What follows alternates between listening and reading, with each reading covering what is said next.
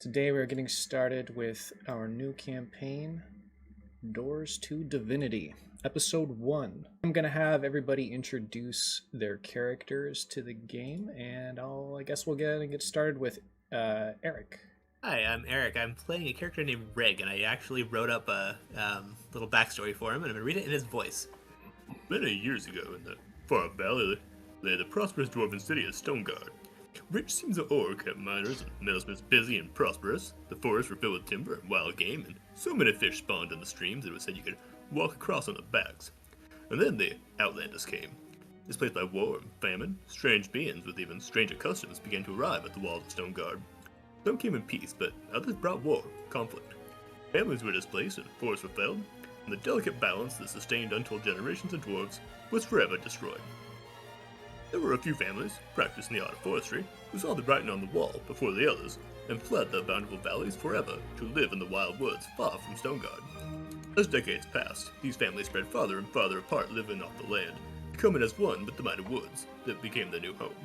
They lived off the land, sometimes helping found the foundland cities with wood and game, foraging, sometimes fighting common enemies. Other times, they were driven out by suspicious villagers. Rygg knows nothing of this history. He knew his pappy raised him to understand the woods on a deeper level. He could track a deer through a forest path, build a hut out of branches and vines, and he can see ahead when a storm's coming. His pappy warned him about another kind of storm. City folk, with their fanciful manners and wasteful lifestyles.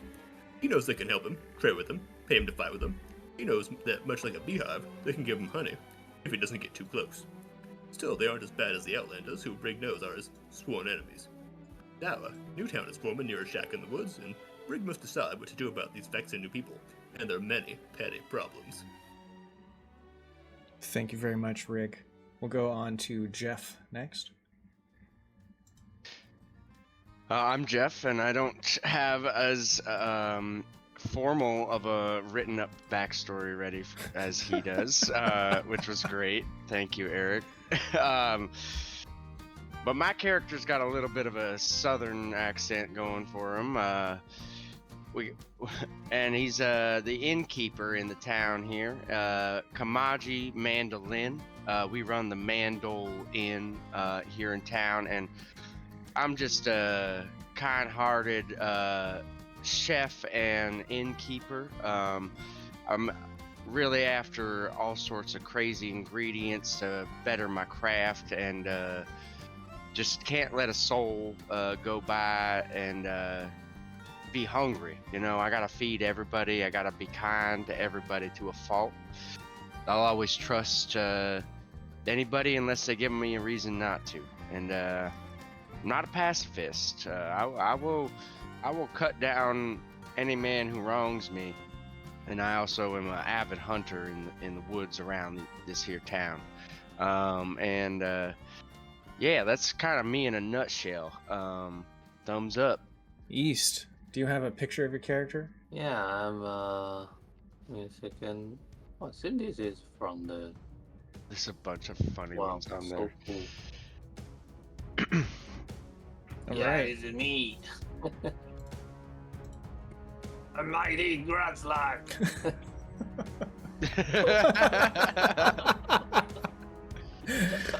Damn, bro, look at those muzzles. Wow, so cool. Yeah, as you see in the chat. Okay. What do we need to know about barbarian? just a dumb barbarian? I'm so dumb. I got my fist too intelligent. I like your Minotaur belt. Yes, I am a Minotaur. I'm a Minotaur tribe. You can see I got horn. Awesome. Well, our story takes place in the small village of Fengrove. Fengrove sits on a very large lake system. It actually extends further to the east and west. But you guys are sort of trapped between two very different factions. One of them is a goblin faction that's to the east, and the other is the Outlanders, which Rygg knows all too well. The Outlanders have been wreaking havoc on people in the countryside. They currently are controlling a land bridge that separates your village from a neighboring village that you often trade with. And so that's become a problem for the village itself. In addition, your village is famous for an artifact known as the Sunstone. And the Sunstone, ever since its discovery, is something that your village protects, and it provides light. It is believed that when the stone grows to a certain brightness level, or extends a certain amount of feet, that you will be able to basically make contact with the divine, as they say inside the village. Now, when the sacrifices are not made to this sunstone, the light diminishes. Whoever is the king of the village has been chosen by the sunstone, and the way it chooses is every time a new heir needs to be chosen, the light will shine on everyone who wants to try and lead, and the person who does not have a shadow is the one that will become the heir. Currently, the King Olaf Warclaw has decided to try to determine who the next heir is, and it was determined that it was his daughter is going to actually be the next leader. And so he is sort of preparing her for this queenship that she's going to be having in the future. This has just been decided recently, by the way. This is like against like tradition. Like usually the Sunstone would pick, but he's going against tradition to. Yes, a little bit, because he thinks it needs to be prepared, and it did work the same as it would have otherwise. Now, there's a couple things that you should know. You should know that whoever is the king or queen or leader of any kind that the Sunstone chooses is affected by terrible nightmares. And they see visions of a monster, which they firmly believe is going to destroy the village or kill people in the neighboring farms. And so they set out to try and find this monster to kill it. And when it's killed, its sacrifice brightens the Sunstone. Any questions on that? Wait, can you go back to the land bridge thing again real quick? Where is that located? Is that to the west? Sure thing. Give me 1 second while I get to it.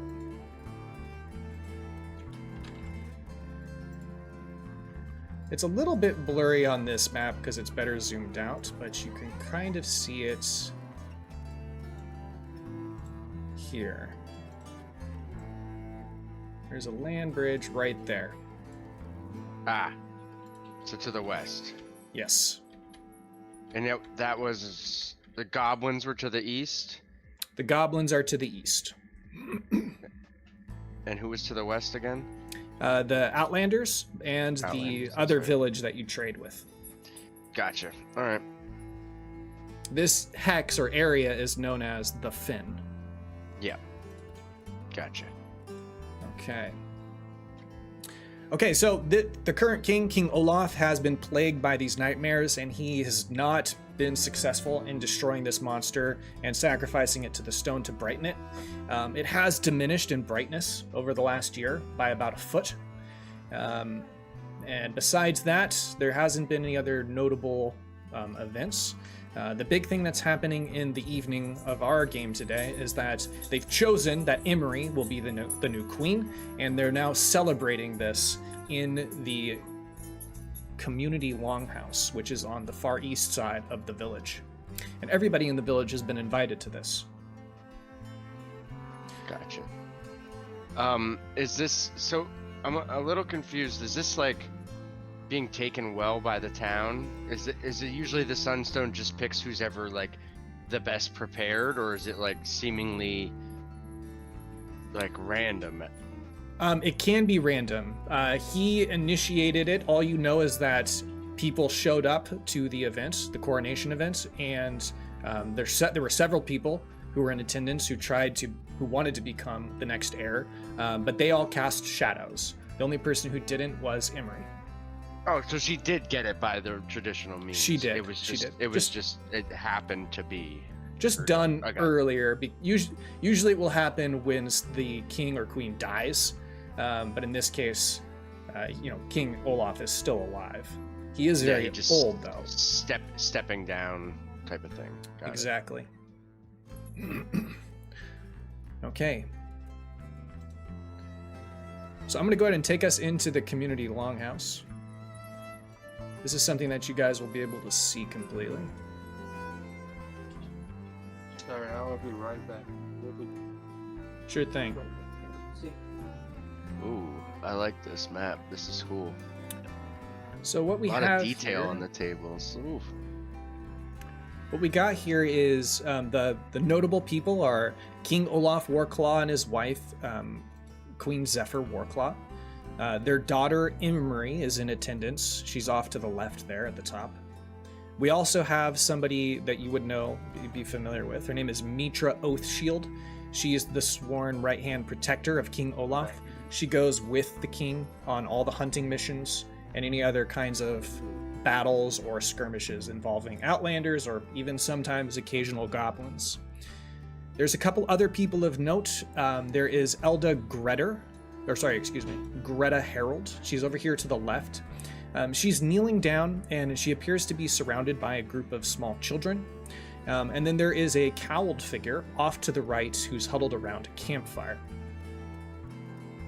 And I'm going to go and put your characters on the map now. I'm going to remove, or we can actually put your family in here too. You can move your family around however you like, Kamaji.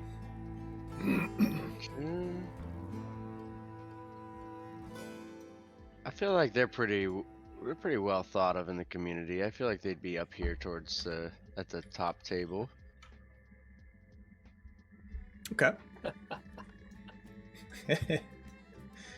This whole place is crowded. These are just the notable figures. So you do see other elders, and there's lots of guards here present at this party that's happening. Yeah. When you sit down at the table, there are several people. They're, chugging back large tankards of ale. They're looking over at you and they cheers you. I love a fine ale. Yeah, I forgot my voice. he clanks the tankard with you. And when you look up, you see the King Olaf and Queen Zephyr kind of chatting with one another. Emery's off to the side. She's kind of twiddling her thumbs. She's just sitting there. You can roll a perception check if you'd like, just to kind of get the feel for the room. Anybody's welcome to do this. Mm-hmm. The hell. Not a wise man. You get the sense that Emery is out of place. She's sitting by herself. She looks a little uncomfortable, I suppose, with her new election. You also notice that the shadowed figure appears to be scanning the room very observantly. And yeah, that's about it. King Olaf is drunk, and his wife isn't very amused by that. I did forget a bit of my backstory too, is that my brother is in town to take over the family business. He's been absent, traveling and doing God knows what, but he's come back to take over the business, and my parents are too old to carry on the inn, and I've been running it for them, but I'm eager to set out on travels myself. I did forget to mention that. It's pretty important. Yeah, good to know. Very good to know. I'm gonna say that Rygg was outside selling his wares, and when everyone starts going in, he kind of follows, but he's keeping to the back. He wants to be close to the door. Greta notices. Fire. Yeah, Greta notices you, and so does Carnus, as this cowled figure over here in the corner.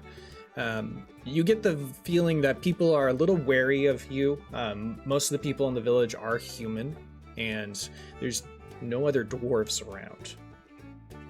Ain't that a good thing? Because the feeling's mutual. I don't trust him neither. One of the guards comes up to you, and he kind of glares towards you. You really permitted to be in here? Who gave you permission to come inside? I suppose I could take my wares elsewhere, but seeing as how I helped found this here city, I suppose I have a right to be here. Let me see your permit. He like kind of postures to you. He wants to see like anything that the king might have given you, which he definitely did. What kind of stuff would he have? He'd have given you like a statement that you're allowed to live in the village. Probably something you would carry with you on your person. Got here, there's a flimsy piece of paper with some scribbles on it. I don't know how to read it, but I suppose if your king says I can be here, then this is what has it. He just goes, psst. He takes a tankard of ale and he slams it against your chest and he says, well, you better prove it then. Well, you tell me how and where and when, and we're gonna prove everything right now. Drink up! He takes his own tankard and he's gonna try and out-chug you. You can roll a con saving throw. I'll try a dwarf. Yeah. I've seen some mighty foolish things in my day, but alright, bottoms up, as we say.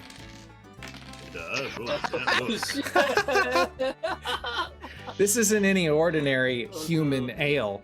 It's a very, very potent cider that they brew here from the farmland and the orchards that they have, and it's very strong. And your knees are buckling, and you have to actually take a seat on one of the stools behind you. And the guard just starts laughing. He thinks it's the most amusing thing, and he says, "Yeah, get in there!" And he like pushes you in to go take a seat at one of the tables. This is why we don't trust city folk. He's no longer intimidated by you. Before he was. So you're welcome to take a seat. As you pass by, you do overhear a conversation between Elder Greta Harold and all the children, actually. Did you Also, want... for flavor, can we, like, Rygg was just, like, playing that up because he knows that acting drunk would just make the guy go away? Sure, yeah. Works. Nice save, nice save, nice save. I learned a lot of things from my pappy before he took off, and that was one of them. Well, as you're walking over to the table, you see these two different people. They appear very kind of important. One looks very suspicious. The other has a presence about her. But you can only really listen to one. So which one do you want to listen to? Let's see. The elder or perceive, like I should the say. kid? Yeah, which one do you want to perceive? The elder on the left or the seer that's on the right? I think that Rygg, even though like he's sworn off people, he is kind of fascinated by kids, and just like that idea. So I think he'd be listening in on the person with the kids. Okay, well, as you approach this group of people, you hear her talking with the children. One of the kids kind of leans in, pulls on her tunic sleeve. He's like, "Elder Greta, how was the world made?" "Well, children, it was made by the great designer, a painter who puts brush to canvas. But what of the other gods? They are the brushes, the palettes. They give color and depth to our world. Isn't that right, Master Dwarf? Or do you worship Cromwell and his lost battlefield of souls?" All I can say is that I worship what I can see in front of me. Trees, nature. Haven't seen many Demons. gods out in the woods. It's demons is what you worship, you and your kind. I know where you're from, and I know what your people have done to the countryside. Cut down the trees, burned their farms. Yeah. Are you confusing me with the Outlander, ma'am? I am not. As far as I'm concerned, it's one and the same. Well, I suppose it's not my job to correct your ignorance, but you might talk to someone about that. Do you not follow the guidelines of the Forge? Isn't that the gods that you worship? I'm just here Feeding to the sell my iron, wares. feeding the iron horse is what you do. I know you all too well. Well, I don't rightly know what to say to that, so I'm gonna talk to this pig who's got a far sight more manners than you. That's right, walk away. She kind of looks back to the children and brings them over. You can move your character and take a seat if you'd like. As you guys I walk think Rygg in, is about as close as he wants to be to stuff right now. Oh, gotcha. He's like, fuck this place. He is genuinely like feeding this pig right now. Like he's bonding with it. Yeah, Okay. actually, I have an idea about that too. About like interacting with him. Sure. It's like Kamaji's sitting here at this table, and he's just got his head down, kind of in shame for his town's like royal family, and like he sees Princess. He picks up on Princess Emery's like, how did you describe it? Like, She looks out of place, uncomfortable. yeah, exactly. Upset with her election. He picks up on that, which is something that he normally wouldn't be able to do. But Okay. he thinks it's because of the state of the food on the table. He is appalled that the royal family would be catered by such garbage, in my opinion. And like, I can't bear to take another bite, and I kind of get up and kind of walk towards the door, just like, because my family's being polite. They're more polite than I am. Moro has poor taste. He doesn't even know what good food is anyway. But I get up without saying a word and just kind of walk towards the door and like see this hooded gentleman I've seen around town many times. I know him as Rygg, but I don't know much other than he likes to keep to himself and he lives out in the woods, and he's kind of he's somebody that doesn't generally like to be talked to. But I'm on a kind of just on my way out and looking for somebody to vent to, and I'm just like, did you need a break from that food there? That is just a disgrace to the royal family. I haven't even tried the food yet, but I've been seeing plenty of disgraces to the royal family. Yeah, I could use a walk outside. Save yourself the food. It is just not worth it. I just wish I could. They would have hired me to do something like this, because I could have cooked up something 10 times better with the ingredients he had. You see what they had access to, and they did that to it.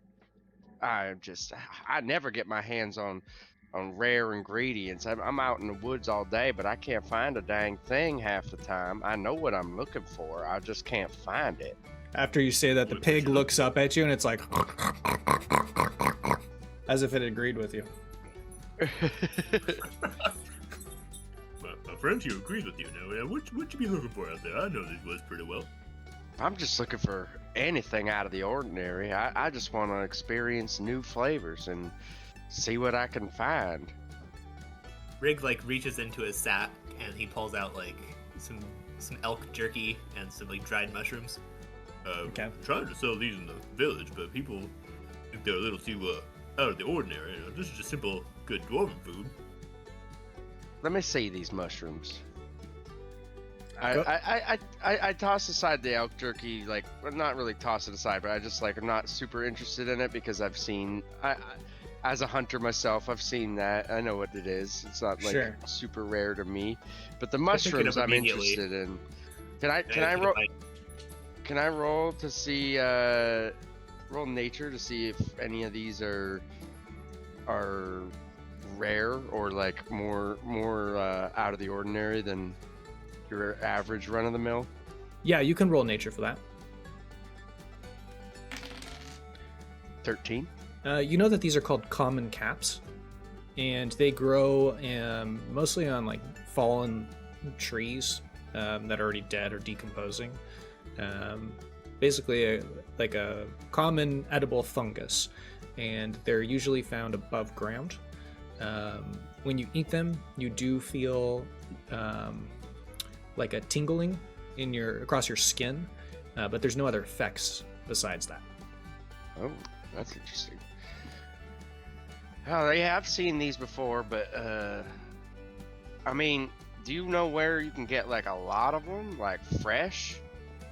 Oh yeah, right outside my shack in the woods is the whole dead tree full of them. You know, me and you might have to have a more in-depth conversation if you're out there. Maybe you might have better access to some of these ingredients around here that I know what I want, but I just can't find for the life of me. I mean, there's the woods are a buffet if you know where to look. I've been looking, and I can find some stuff every once in a while, but I can't find anything just different, and I can't find a lot of anything. Well, I mean, you are a city person, but I suppose I could show you a place or two. Just stay away from my territory. As you guys as you guys are chatting, the Seer has moved from his seat over by the fire and is now moving over to chat with Elder Greta Harold. Do I recognize that guy in the Yeah, figure? He's the village's Seer. It's said that Okay. he has strange abilities to predict people's futures, though he often speaks in very cryptic language, and it's very ambiguous. But he is a wise leader of your people. Okay. He lives in seclusion. The king or leader often talks with them to get insight into political issues or other things that are happening. So he's Littlefinger. Not exactly Littlefinger. I wouldn't say he's too involved in politics. I'd say he's more of a spiritual figure. Okay. Well, I mean, it can't be that much politics in a town this size, you know? It's like, I guess maybe there can be. I take that back.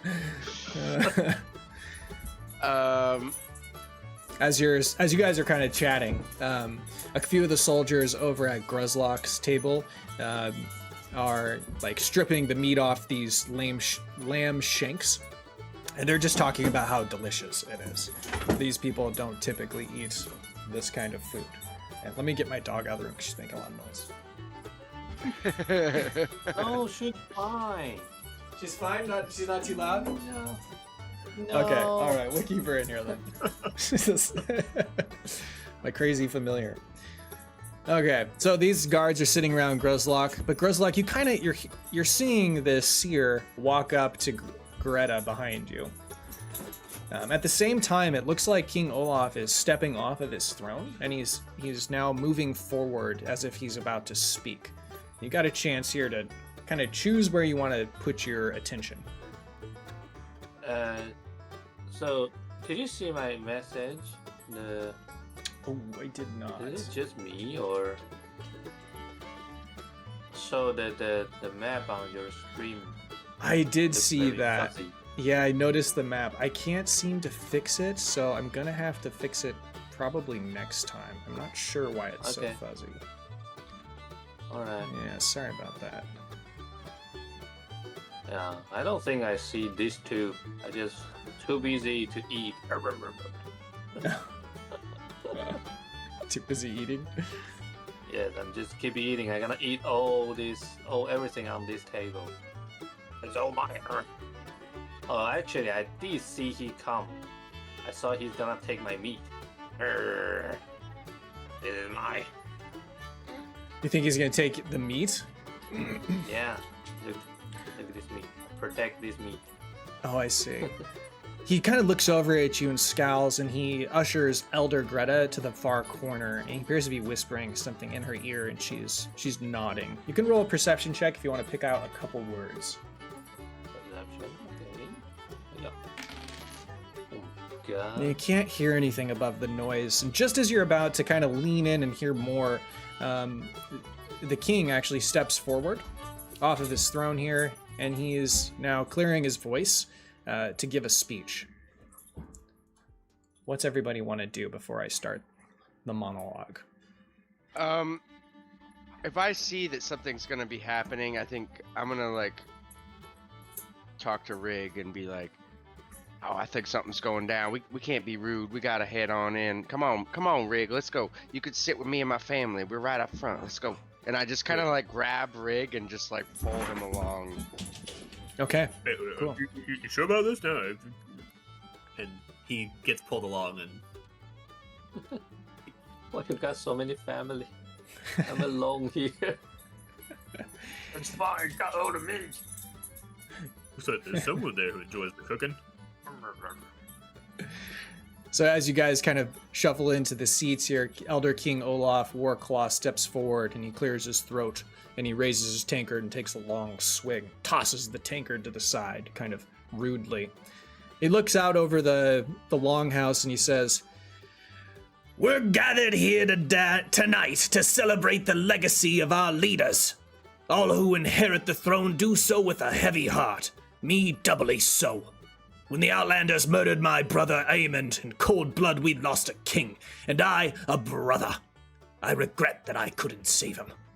And I never wanted to fill his place, but in the wake of his death the Sunstone chose me to take up the mantle, just as it has now chosen my daughter Emery to rule after me. I know many of you are worried about the beast which still haunts my slumber, but rest easy. I will kill it, and I'll parade its bloody head through our streets." He chuckles, and everybody roars.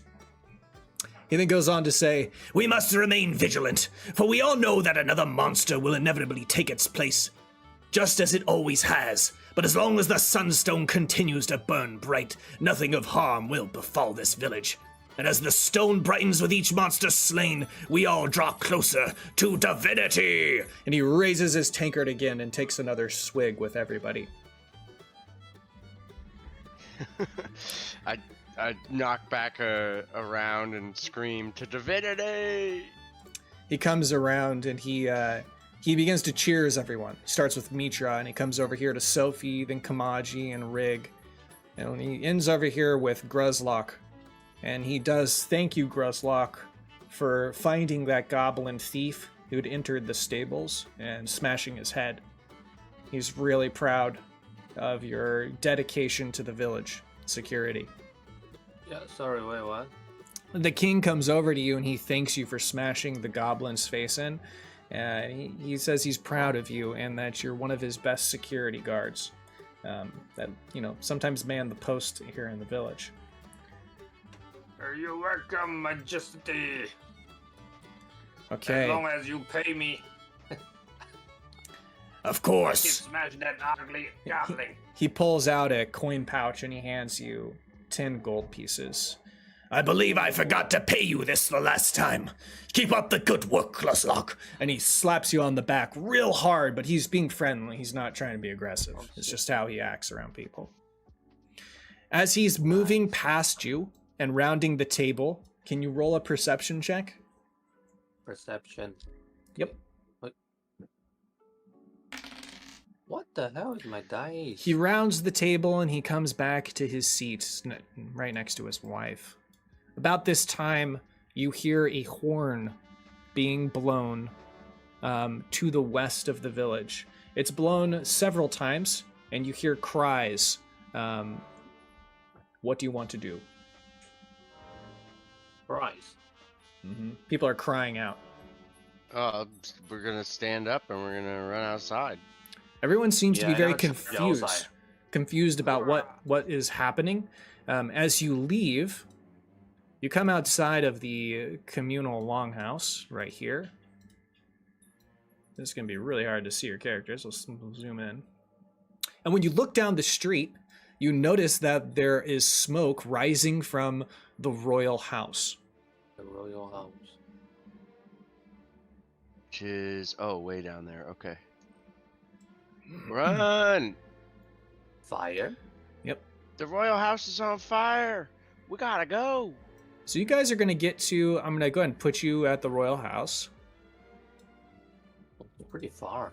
But when you get to the royal house, the flames are so high at the front that it's very dangerous to pass through.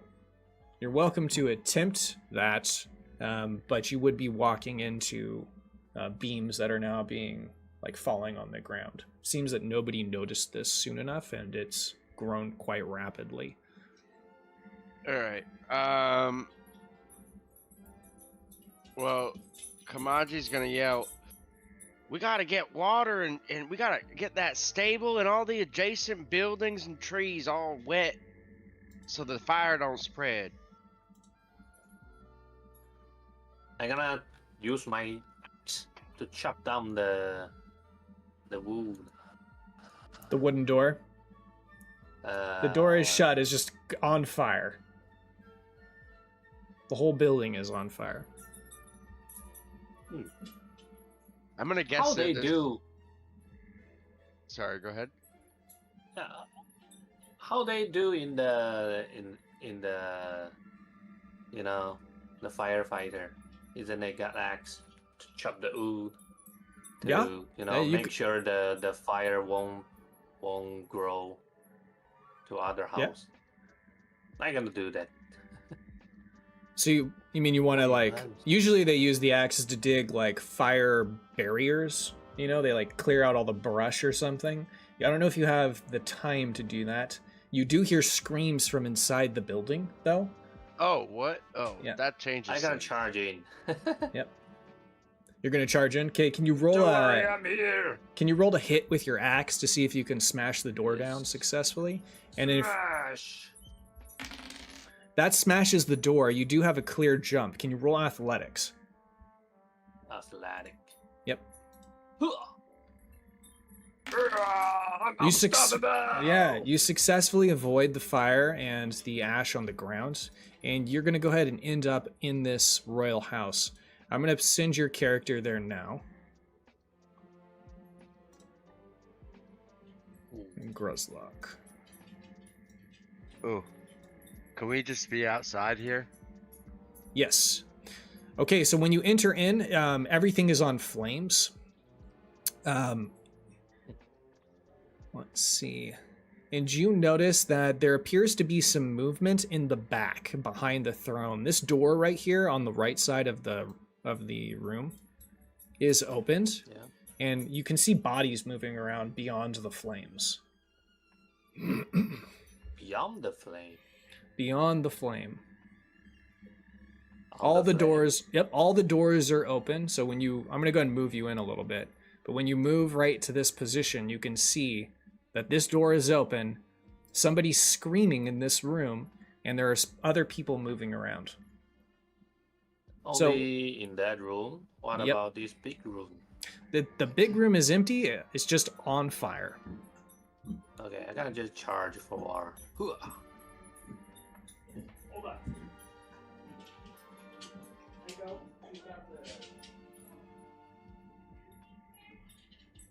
Uh-oh. They do.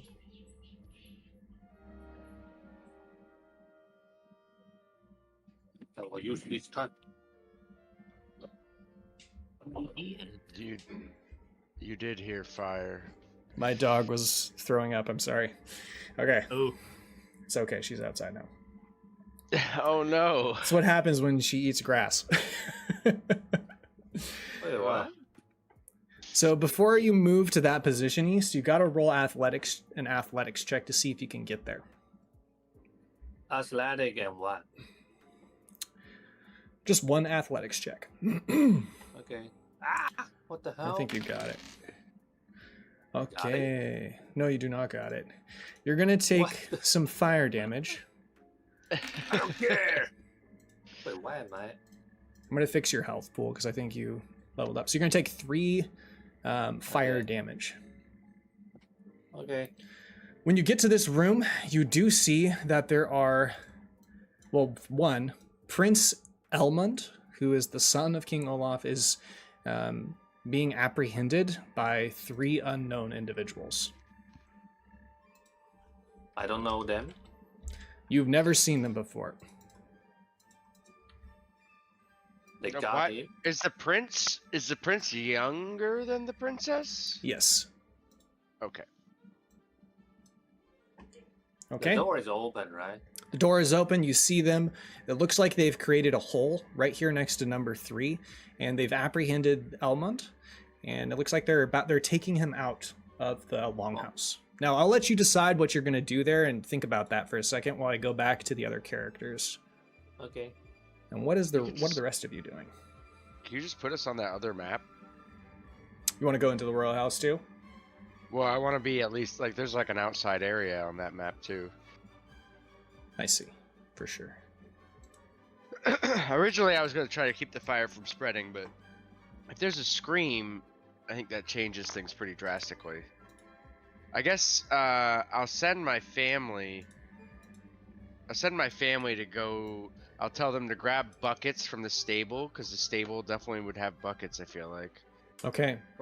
And I'll tell them to go run to the water, come back with buckets to here. When they get to the stable, you hear them cry out, "There's Outlanders in the streets! There's Outlanders in the streets!" Okay.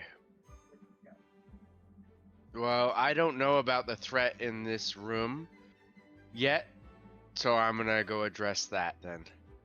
There's Outlanders in the street, are there? Well, I'm ready for them. So my family went over to the stables. Okay. And they see Outlanders. Yep, they see them far down the street, and it looks like they're fighting with the other folks that you were just with in the communal housing, the communal longhouse. Oh, what? And they don't know what's going on, but it doesn't look very good. So I'm going to go ahead and start that real quick. Looks like you can see that now. Should be good. Oh, they are so far away from us.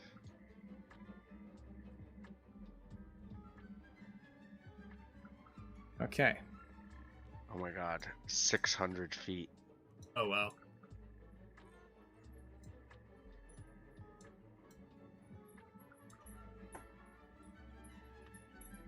That's 10 rounds of dashing. If I can walk through buildings. Which I can't. Yeah, so we got some decisions here to make. What is it that you guys want to do? Well, we're already here. I think we deal with the threat at hand. Okay. Because by the time we get over there, I don't think we're going to be able to do anything. As much as I want to feed an Outlander my axe, I don't think I could make it there in time, and whoever's in here could be an Outlander. We can help that hungry fella. Okay. So we're going to concentrate on the Royal Longhouse. Is that right? Yeah. Yeah, I don't even know what happened outside. Okay. Yeah, and I yeah, like we're already here, like, and this is definitely a major issue. Like this fire could spread and burn down the whole town, even without knowing that there's just 3 guys in there. And by the time we get down there, whatever's happened is gonna have happened anyway. Okay. So I feel like we just try and affect the situation in front of us. Okay. So, let's see. You guys are going to... So, Rygg and Kamaji, you guys want to go back into the house? Yeah, I'm gonna keep it with the current plan of like my 3 family members are gonna grab water from the lake and come back and help us, and we're gonna go inside and follow Gruzlak. Okay, gotcha. I'm gonna need... Let's see. Gruzlak, I need you to roll initiative for me. Initiative. Yep. 18, nice. Alright. I mean, we might as well too, right? Yeah, you guys should just do it too, because you're gonna have to run in. Oh, look at us. A couple Nice. of 23 Damn. boys. Okay, Rygg and Kamaji, you guys, it looks like Rygg's going first. In order to enter the building, you gotta roll an athletics check. Wait, why? How is Rygg going first? He got a 23, and so did Kamaji.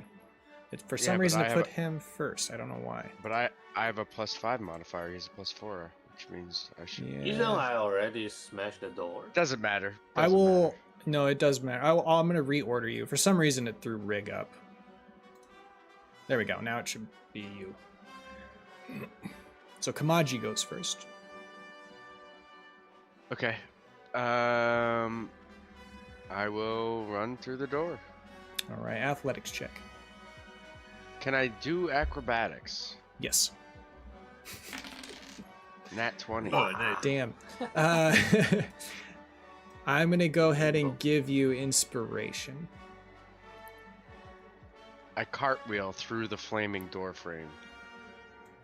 As you enter, you see that the hay and the little lofts off to the side, everything is just super hot, but you've avoided all the beams that have fallen down in your path. The doors are open. You can see pretty much right through into the communal area. There's a huge stone statue, by the way, and it's not on fire because it's stone, but it's sitting there, and it's just this giant minotaur. You can roll religion if you want to know what this is on your way in. I do know what this is, but I would like to hear the lore. It is that you passed. This is Corwin the Unstoppable. This is the Minotaur god. He cannot take a physical form. It's your god. He cannot take a physical form. He always reveals himself in the form of spores that take the shape of a Minotaur. But they've erected his statue here because he is often associated with battle. Not really a Minotaur, even. More like a mushroom than a Minotaur, really. Exactly. Mushroom tower. A mushroom. Okay, you can go ahead and take the rest of your turn if you want. That was all I wanted to say.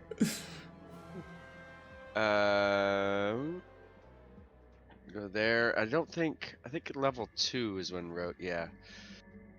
So that's all I can do. I can't do the cunning action stuff yet. Wait, are so... we level 2? No. No. I'm saying I don't have things that I think I have because I'm not used to playing a rogue. Okay, then it goes to Rygg. I'm gonna do acrobatics instead of athletics. I'm better at that. That passes. It's 17. Yeah. All right. You're good. I try to do a cartwheel like Kamaji because I don't want to be shown up by city folk, and I'm not quite as good. I kind of bang against like a non-burning part of the door, but I make it in. Okay. Yeah. Let's take the rest of your turn if you like. And I guess I'm just gonna dash. Very Look at the nice. statue. Who's that ugly fella? Don't recognize him. You could roll I'm one religion. of the Minotaurs myself. Yeah, you know it. You taking a closer look, you see that there's like these little orbs all over to kind of represent the spores, and you recognize that to be Corwin. I do love me a good spore. Gather mushrooms myself, so I'm pretty good with this deity. I'd say the thing that really impresses you is the giant axe, the frost giant's axe, and you've heard about that in Tales. That is one fine axe. Well, is there a real axe there or just statue? Part of the statue. It's just like, give me my axe back. Yeah, let me get What a power gamer, bro. Let me get that 3d12 axe from the boss fight. Shot everything. Oh my god. That's so funny. A 3-year-long build-up. East joins at the end, gets a 3d12 axe, and now he's like, "No, where's my 3d12 axe, dude?" I'm gonna bring Okay. it next session. Okay, so it's the Outlander's turn now. We got one Outlander over here. He is going to move here. It is a wide doorway, so you can move around him. And he's Where's going. the brother? I don't see the brother as a token on the map. Oh, I'm sorry. Here he is. Ah, perfect. Thank you. You're welcome. Okay, so he is going to use his scimitar to attack you, Gruzlak. Does a 15 hit? I don't think so. Misses. So he brings his scimitar and he tries to sweep across the midpoint of your belly, and you are able to block it with your, what are you using, an axe? With my belly. My belly is too tough. Too strong, just bounces off. Yeah, too strong. The paunch block. Get near me. I'm All right. invincible. That's his turn, and then it goes to Gruzlak for the counter. Okay. Wait, so if I use intimidation, does that take one action? If you're trying to use it to, like, interrupt his turn or something, I just then want to yelling like, "Put down the princess, prince! What the fuck are you doing?" You are welcome to try. I'll let you do it as a free action, actually. Free action, okay. Put down the prince before I chop you to chimichanga! Swing. Attack! Fuck! A 13 hits. It hits. Oh, hit, nice. Yeah. Okay. I chop the 6. Get out of my way! 8 damage. 8 damage. Okay. Wait, I forgot. Oh, yeah, I don't need. Okay, 8 damage, and I'm gonna use bonus action to use my another axe. I'm dual wielding 2 axe. Okay, gotcha. Offhand. Ooh, that's how we do it! Dang. So you counter the first blow, you swing, you hit him in the shoulder, and the second one comes down and splits his head open. His body falls like a sack of potatoes. He is dead. Yeah! Chop his head off. I'm pretty sure that second one though doesn't do the +5 No. Unless oh, he's- yeah! unless you've got the feet, which you could have if you're a human. I like because I'm a That's human. true. Yeah. You have the dual No, I wielder don't- feet. Let me check. Dual welder. Yeah, I have dual welder. Or oh, you do. Okay. I think that's the name of the feat. I could be wrong. But does it? Yeah, it doesn't say. It doesn't say I have the plus. Let's see. Let me check. With your So it's hand like axe? this. Yeah, my hand axe. Oh, I see. Yeah. Why is it giving him Offhand. the offhand? That is weird. Yeah, Oh, he has dual it's wielder. supposed to. But the dual welder don't say. Oh, it doesn't Yeah, say that. Yeah. It doesn't say that you can add the thing. Yeah, Yeah. it's supposed to add the like fighters battle style, right? I remember. Yeah, I don't know why it's giving you the +5. I'll have to look into Maybe just that. take it out now. Yeah. Yeah, just take it out. Just take the, yeah. Okay, Or so reason is I Still be remember you it's still be say 9 damage. it still kills him That- regardless. But yeah, just remember to take out the 5, and we'll try to fix that later. okay. And I just now move. I can charge in. Come here. Huh. Can Okay. I come here and come here?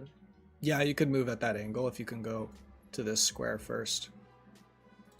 I'm like a ninja. Jump to this wall and bouncing. Come here.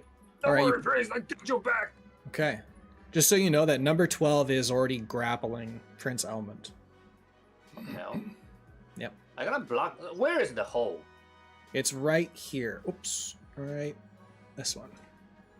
Okay, I gotta block this way. Okay. I just block them. You do take an attack of opportunity if you move there, though, from 12.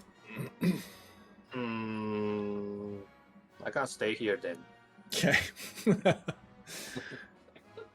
All right, that's Gruzlak's turn. Let me get down there. So that goes to number 9. He's going to use a scimitar. An 11 is not going to hit. Bouncing again. My what's that Nice. muscle name? What's that? What's Okay. the belly muscle? Oh, your abdomen. Your abs. Yeah, my abs. My abs are too strong. So number 12 moves around. He's got Elmond with him, and he's going to take the attack of opportunity, and he's going to leave. I say, yeah, stop there. That hits.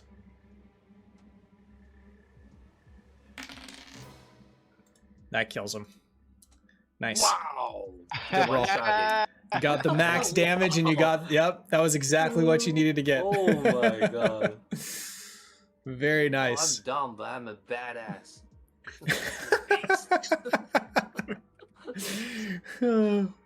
Okay, that was that Outlander's turn. It then goes to the family. They have taken water from the stables and they're moving it and starting to douse the fire at the entrance of this longhouse. It then goes to Kamaji. Oh, because I roll a 6. This door is open, correct? This Yes. Yep, all the doors in here are open. one? Okay, so I could see what just happened. Yep. Like gonna fairly turn around. well. There is a fire, but yeah. Yeah, but I could see that he has it pretty well handled. Yep. Okay, I'm gonna run the other way. I'm gonna run back out.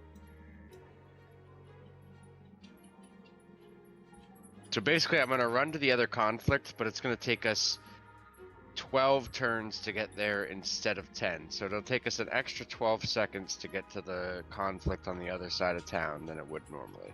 Okay. Got it. All right, so you've run your distance, and then it goes to Rygg. And I would say that Rygg, seeing Kamaji running out and kind of seeing all of that, would follow him. Okay. He also wants to kill Outlanders. I think he's slightly slower, though, so he's going to be trailing ever so slightly behind. Okay. All right, then it goes to these Outlanders. No, sorry, it goes to Gruzlak next. Oh, nice. You just hear- are the last. You hear Elmond, he's crying outside the longhouse. Please, Gruzlak, help me! Well, he got tied up. He was grappled before, but he's no longer Grappled. grappled. He's just crying. Okay. Don't worry, Bruce, I'm here. After I chop this through my ass. Yeah. That hits. Nice. Okay, that hits him. He's still up. Okay. Cool. Ah! What the hell? That My misses. offhand missed. Shit. Alright, I'm gonna move here, block him so he cannot run away. Okay. Nice. Good move. And that's my turn. Don't worry, Bruce. I'm still here. No one can touch you. The Outlander is going to hit you. A 15 is going to miss. And then it's going to go super top. to Kamaji. We're going to go to this map. I'm going to go ahead and add Rygg and Kamaji here. I guess you would be like right here. I'm gonna tell my parents to keep doing the fire thing because they're not any good in a battle. Okay. And like I'm gonna have Moro come with us because Moro. he might be, you know, he's strong and able-bodied. How's the fire look in terms of spreading? Does it look like it's like threatening to spread more, or has? They're containing it. It is starting to like spread into the grass maybe on the outside, but I would say that your but parents and the guards have it pretty well handled because you did it early on. not to treetops or to No. other houses is what I like. Grass burning is whatever. That's fine. Yep. Okay.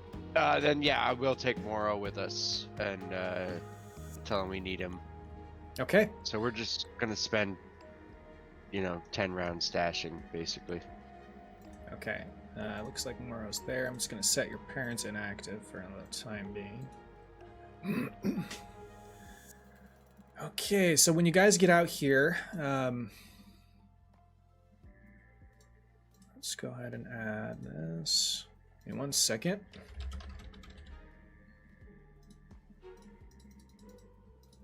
It looks like it's going to be a fight to get up the street.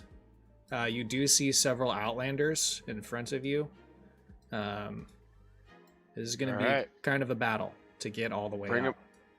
him on. Get these Outlander scum out of my town.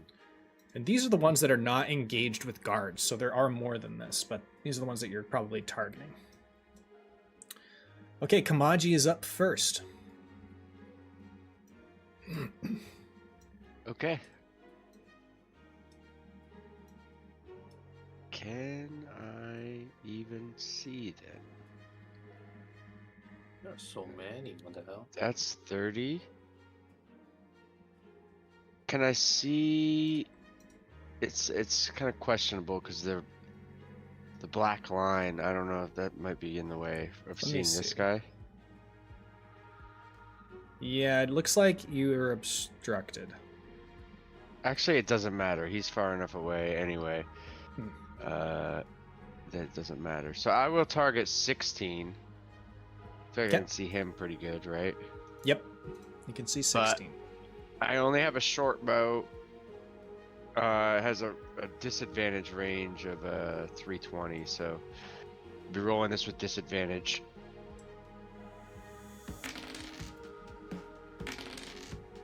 $17 to hit. That hits. I guess I didn't do this beforehand. I'm sorry. Still trying to learn how to play my character properly. Oh, you're good. Should I should hide and like stuff beforehand as a bonus action. Oh, I can't even do that because I don't have cunning action yet. So never mind. Right. So I'll So just try one and more hit him. level. Yeah. Well, the 17 still hits, so you get that. Okay. You loose your bow, and it does strike him in the shoulder, but he's still standing. He looks like he's able to function quite well. Okay.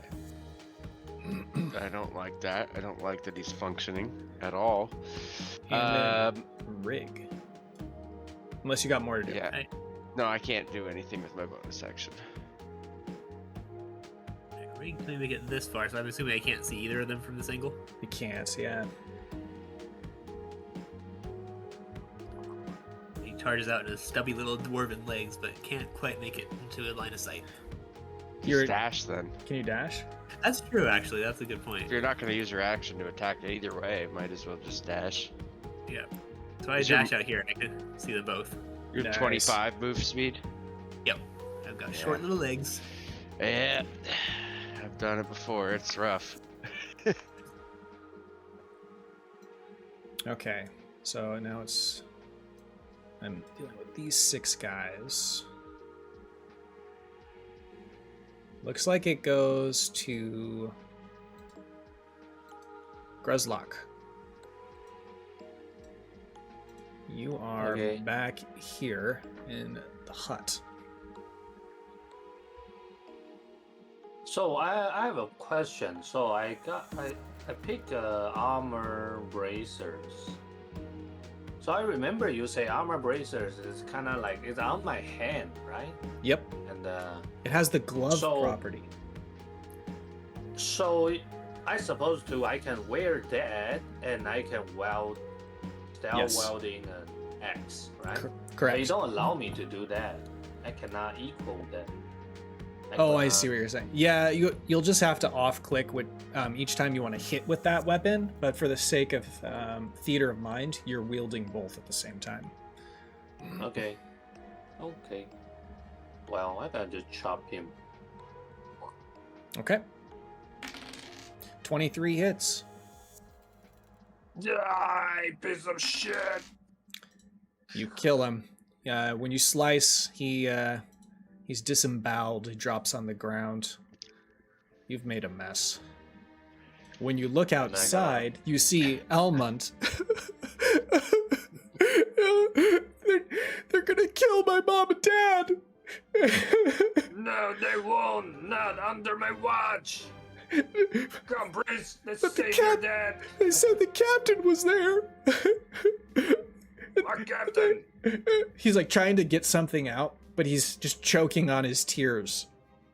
Can you roll a persuasion check to try and calm him down to see if you can get the information out of him? Persuasion. I don't think I got the good persuasion, though. I know.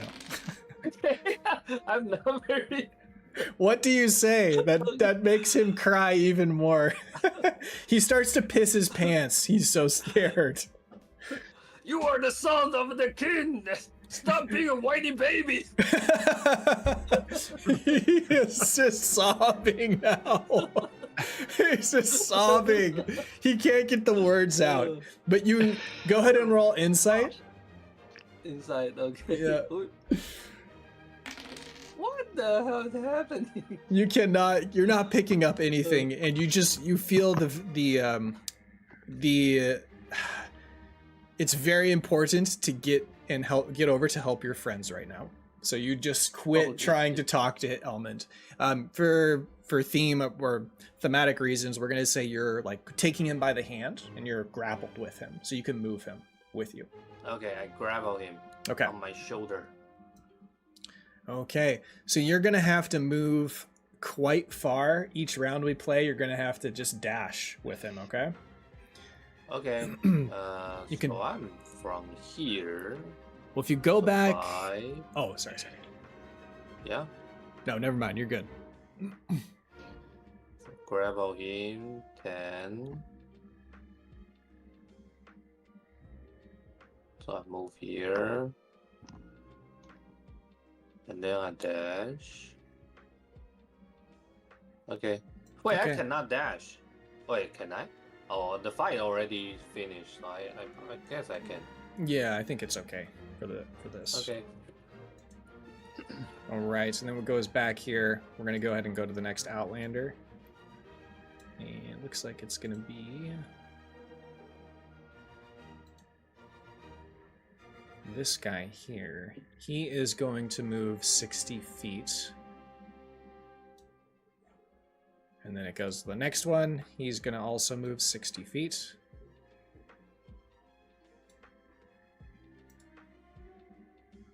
Next guy moves 60 feet.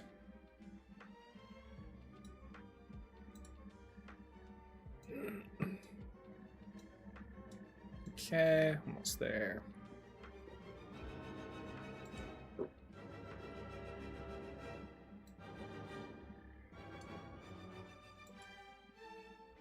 All right, so that brings us to number 14. He's going to go ahead and use his light crossbow to shoot at Rygg. Does an 11 hit? I think it misses, It misses. right? Okay, that's his turn. And then it goes to Good little Outlander. 15. Listen. Okay, and then 16. Which is here. He's also going to shoot. He's going to move forward 30 feet, though. Then uses light crossbow. 13, that's going to miss. You're just as bad as your friend there. Then it goes to 17. And then it goes to Moro. I should never rolled initiative for him. Oh, But you can go ahead and roll it, and then we'll do it retroactively. we can just leave it as it is. It's fine. Sure. I feel like it's easier that way, right? Yeah, it works easily. What does he have for weapons? He's got a light crossbow. Nice.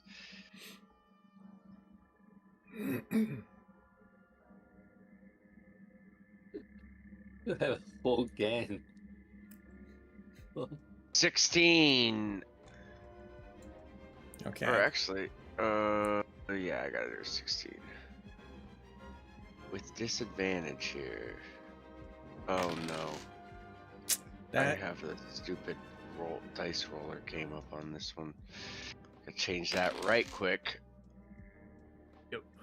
that misses. It strikes way past him, goes right over his head.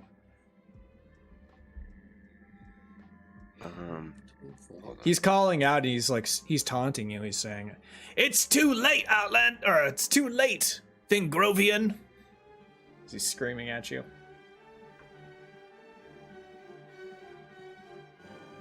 It's Kamaji's turn now. Yes. It's never too late. I'm gonna go here. Actually, wait. This a little more.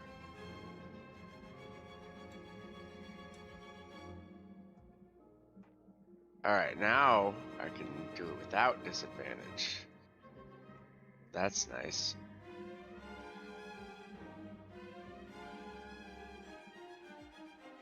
Okay.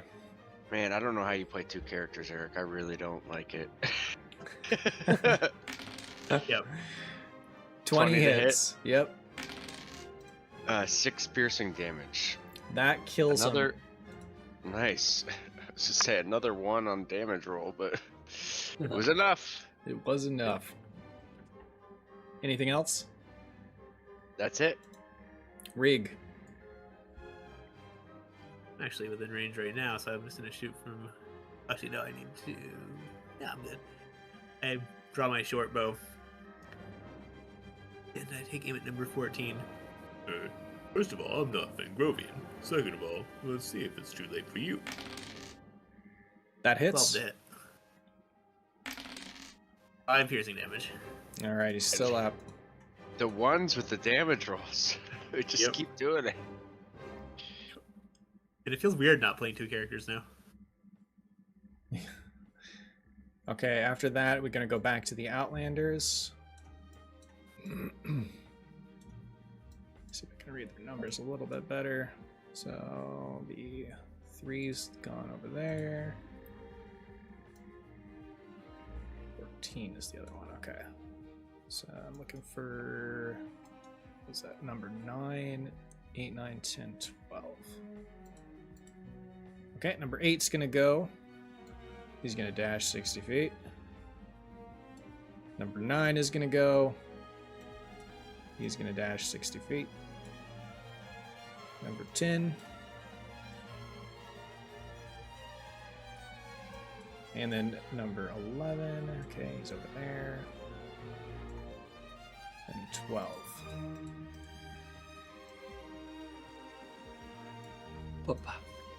And 14 is going to go ahead and take a light crossbow shot at Kamaji. 15 to hit. And that hits. Dealing 7 piercing damage. Oh, Ouch. Uh-oh. Okay, that was 14. Then it goes to Moro.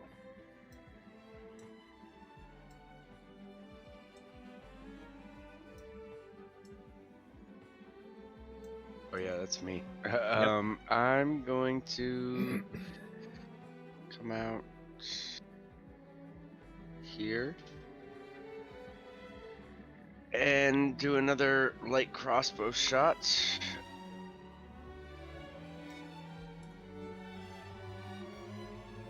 On 14, that hits. Nice.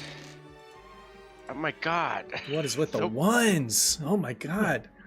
That hits, but he's still up. You hit him in the thigh, and he, like, kind of, bends over, and he pulls out the arrow and tosses it to the side. wow. He's Ridiculous. a tough guy. Kamaji is next. Alright, I'll shoot him again from where I'm standing, because now I'm almost dead. Okay. That hits. 19 to hit. 8, not a 1. It kills him. Nice. You hit him right in the Nice. heart. He's dead. But I'm you moving still over have here. 4 more to get through. Yeah, moving over there. I'm hiding over here. I'm not Yep. actually hiding, but I'm gonna be over here. You got full cover there. Okay, and then it goes to Rygg. Alright. How far away are these guys? Oh yeah, way too far away for me to... Shortbow has a range of 320 feet. It just is Oh, yeah, disadvantaged. Yeah, I just mean too far away for me to do well. So I'm gonna do it with disadvantage. Not gonna move yet, so let's... 9 to hit. 9 misses. Yeah. Okay. Kind of seeing that he's gonna just take a little bit of a movement back, so that if he's gonna wait for them to get closer and step out and shoot again. Okay. There's no way he's gonna catch up with his stubby little legs. You got full cover then. Alright, so then it's going to go 9 next. Number 9 is going to move forward. It's going to dash 60 feet here. Number 10 is going next. Well, He's what going about to- me? Did I pass you? I did pass you. I'm sorry. You would go next. He's been running. He's not on the map. He's been running from the Right. back end of the house for a while. I say But like it's been 2 rounds, right? It's been 2 rounds, so yeah, I was gonna say Right. he I should be in the next round. I see. So, I think we're just gonna say that at this point you're probably at the edge here. I'm gonna go ahead and move you. So he should roll initiative and like Yeah. go on the next, not this round, but the next one. Okay. Like after I go again, unless he Okay. beats Kamaji's roll, obviously. So why don't you re-roll initiative real quick, East, for this turn, and then next turn you'll go. okay. And you'll start here. Yeah. 11, okay. Alright, so then it goes back to 10. 10 is just going to go 60 feet. And then after that, it's going to go to...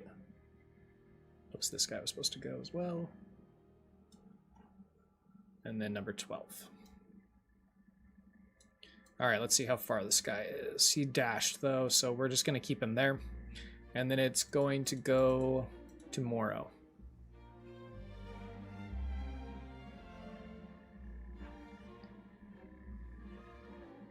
Alright, I'm 85 feet from 12, so I'll go 5 feet forward. And then make a light crossbow attack. Plain Jane? That misses. Yep, that sounds right. Yeah. Sadly. Yeah. Well, now it's Kamaji's turn. I'm still gonna do something. I'm gonna move here, I guess. And yeah, that's it. Okay. And then Kamaji is going to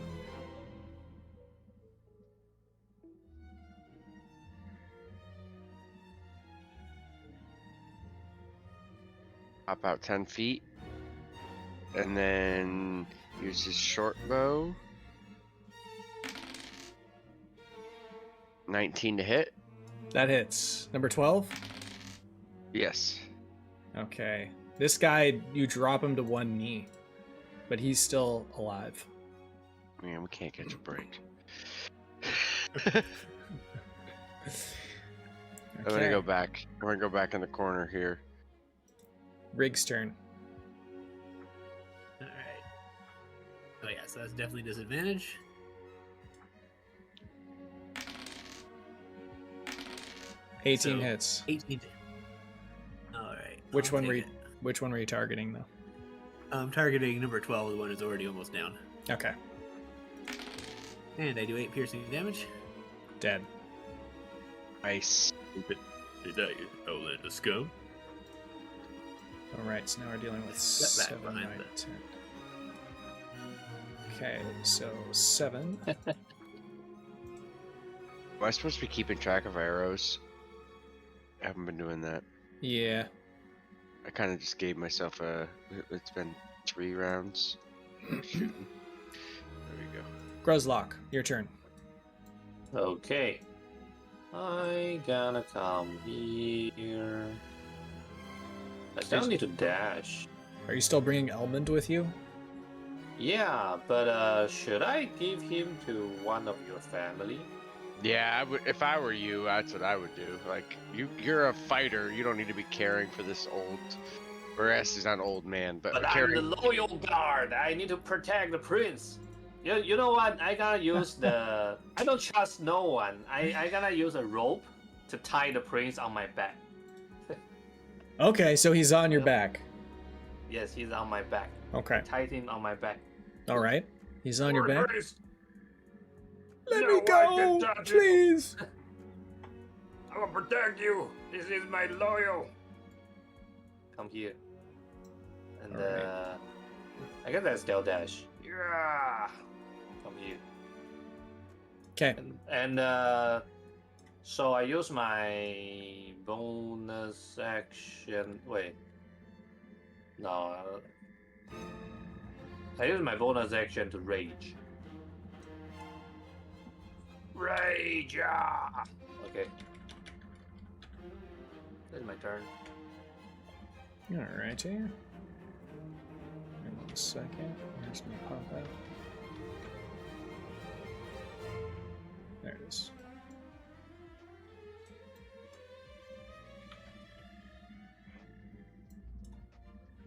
Why is that weird? Looking weird. Hold on 1 second.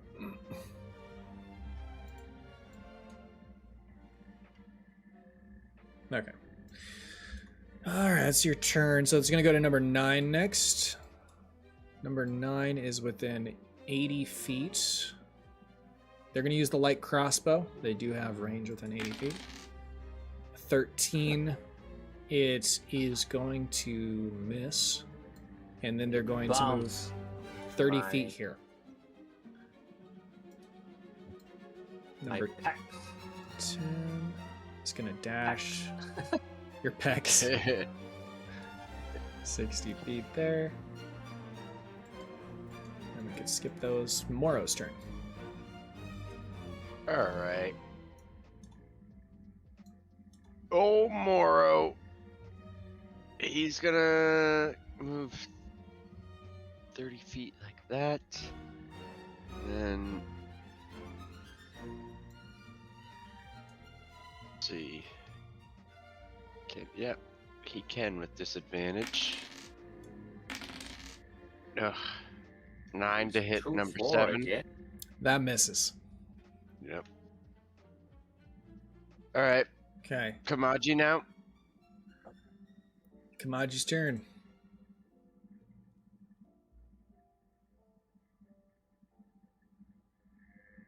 Alright, same thing.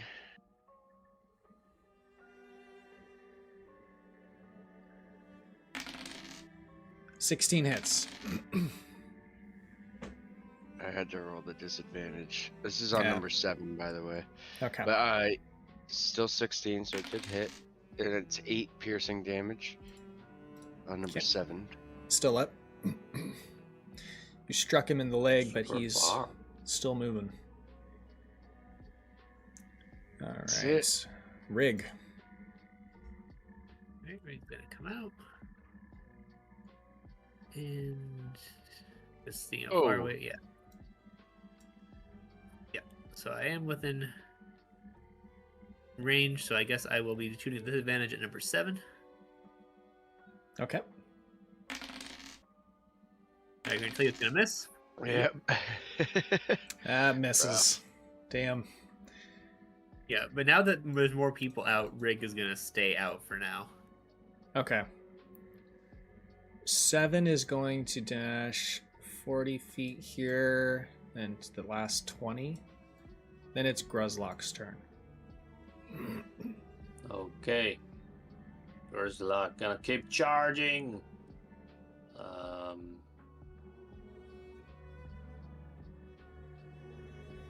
guess I'm gonna come here. Hey, I can come here, nice. Okay. I cannot. Wait, this is action, right? Yeah, Dash you have is to action. dash. Yep. Okay, I dash here, and then I'm gonna use my offhand bonus action to chop him. Okay. God, what you looking at? And this is -5, right? Because of the offhand? Yeah. Wait. This is just hit roll, so there's no need to minus. I can just roll Oh, 1d6. yeah, I'm sorry. Yeah. Gotcha. 1d6. Shot. 4 Oh, but +2 plus 2, 6. because I'm raging. Still up, but wounded. Okay. You gave him a good stab. All right, then it goes to He number moved, 9. please. He's still on my back. He is still on your back. Okay, number 9 is going to go. He This is uses. my meat shell. He's your... I'm waiting for that nat 1. No. Or nat 20, I guess, if I hit you. Then it's going to go 18 to hit you with the scimitar. And that's going to be 7 damage. Oh. Holy.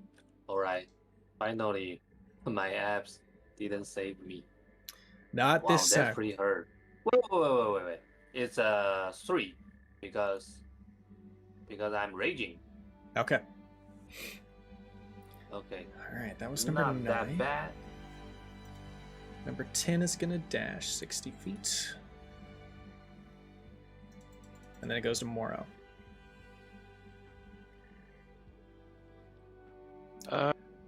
Moro here. He's gonna throw some caution to the wind and just keep charging forward. I don't know if I can get an angle on anybody. I guess I'm gonna dash.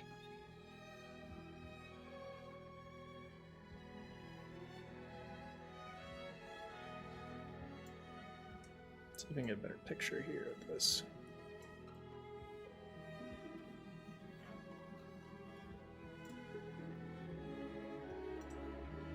That's his turn.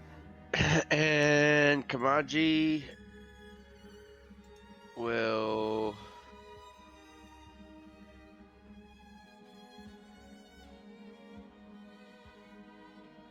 pop out 30 feet to shoot number 9. Okay. 23 to hit. 23 is Oh, gonna hit. actually, and I actually have sneak attack on this one because I have an ally there. Nice. Because believe it or not, I was a rogue the whole time. The whole time!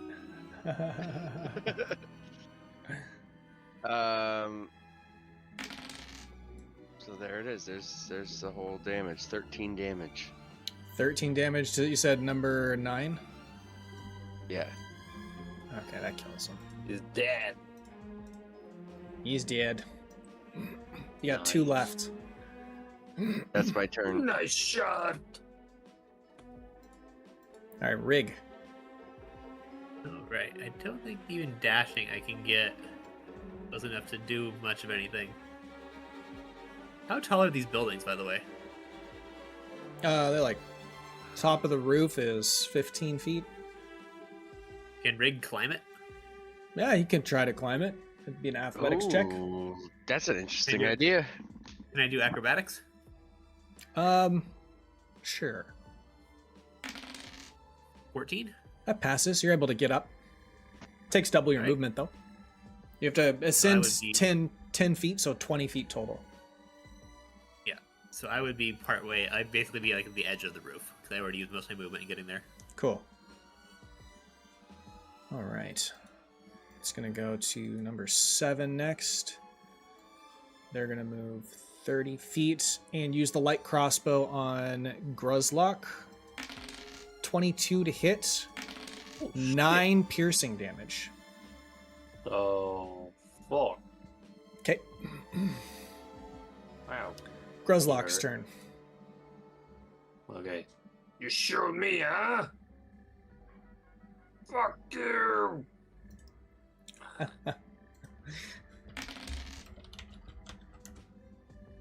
Chop him to half. Yeah. All right, let's see what you get. 18 and 9 damage. That is going to kill him. Oh wait. Can I sorry, can I use my offhand? So -5 become just 4. Yes. But in the future, you have to remember to declare it beforehand. Okay. Nice. So 4 she still die. He still dies with 4. Yep. Okay. Wait, what's the distance? I think you had 3. Okay, so I kill him and I come here. And Yep. I'm gonna throw a javelin to the tent. Ooh, nice. Well, I guess I can come here. And javelin.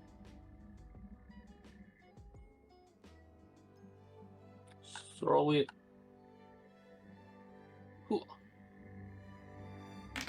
Do I got disadvantage? Let me check.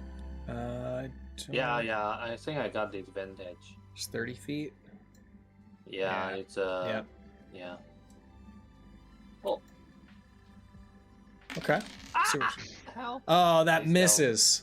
Yeah, you had a target, but he sort of fuck. he sort of feigns going to the left and then Aw. goes to the other yeah. side. He misses. Right. All right. It is now number 10's turn. He is going to shoot with the light crossbow. 17 hits. He'll take 9 piercing damage, and then he is going to disappear around the corner, I 25 almost feet. died. Ah. Yeah, I've had 3 hit points for a while. I don't feel so well. Oh no. It goes to Moro next.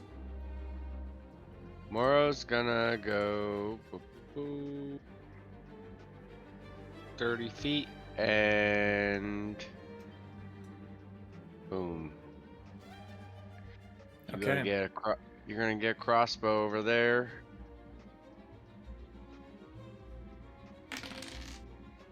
$12 to hit, That hits. 6 damage. Okay, he's hit, but he is still alive. He's clutching his right arm. He's trying to struggle to That's- keep that light crossbow up. That's Moro's turn. Kamaji? Going here, doing the same thing, but yep, same thing. Okay. Switch over here. That hits. 14. Sorry. I shouldn't have rolled it like that. I'll just re-roll it without the sneak attack on. It's a toggle, so I forgot Oh. to take it off. I see it. Because, yeah. No, we got the 6. Cool. Nice. 11. That kills him. He drops. When you look around, you see that the guards around the streets are exhausted. They've been engaged with their own Outlanders, and most of them dead, but there are a number of guards that have died. You guys see that the pathway is clear now to run. You've got Elmond on your back, and when you arrive at the community longhouse, I'm going to go ahead and huddle your characters here. You see that there are dead Outlanders. There's 6 of them on the premises. There's one of them is on the roof up here, number 17.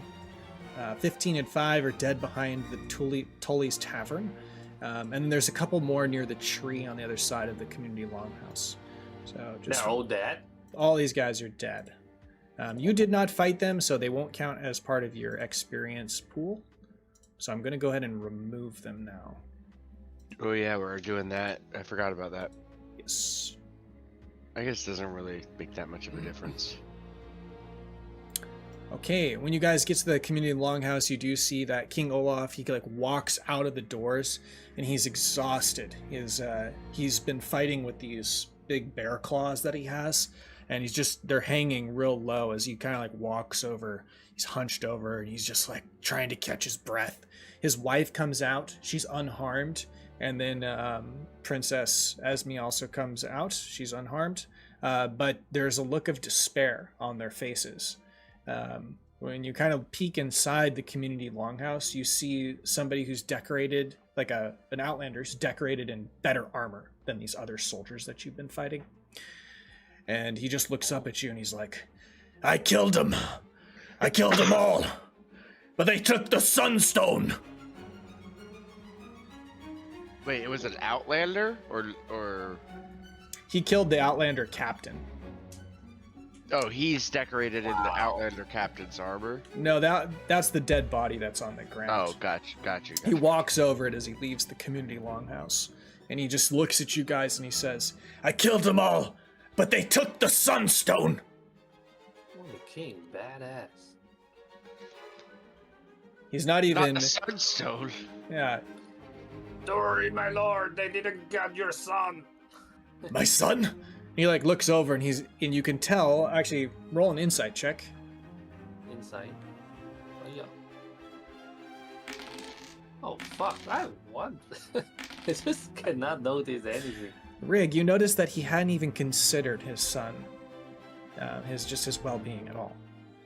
I was kind of curious, like, I was gonna ask earlier, was the absence of the sun not like a topic of discussion at the like coronation ceremony, or was that just like everybody knows that the son just sucks and everybody hates him, so we left him at home? As far as you know, you heard that he was sick and not feeling well, but that doesn't. You could roll a medicine check, I guess, to know that for Gruzlak. Yeah, because I didn't actually really see me? this. I didn't really see him. Madison. Yep. I saw him from a distance. What?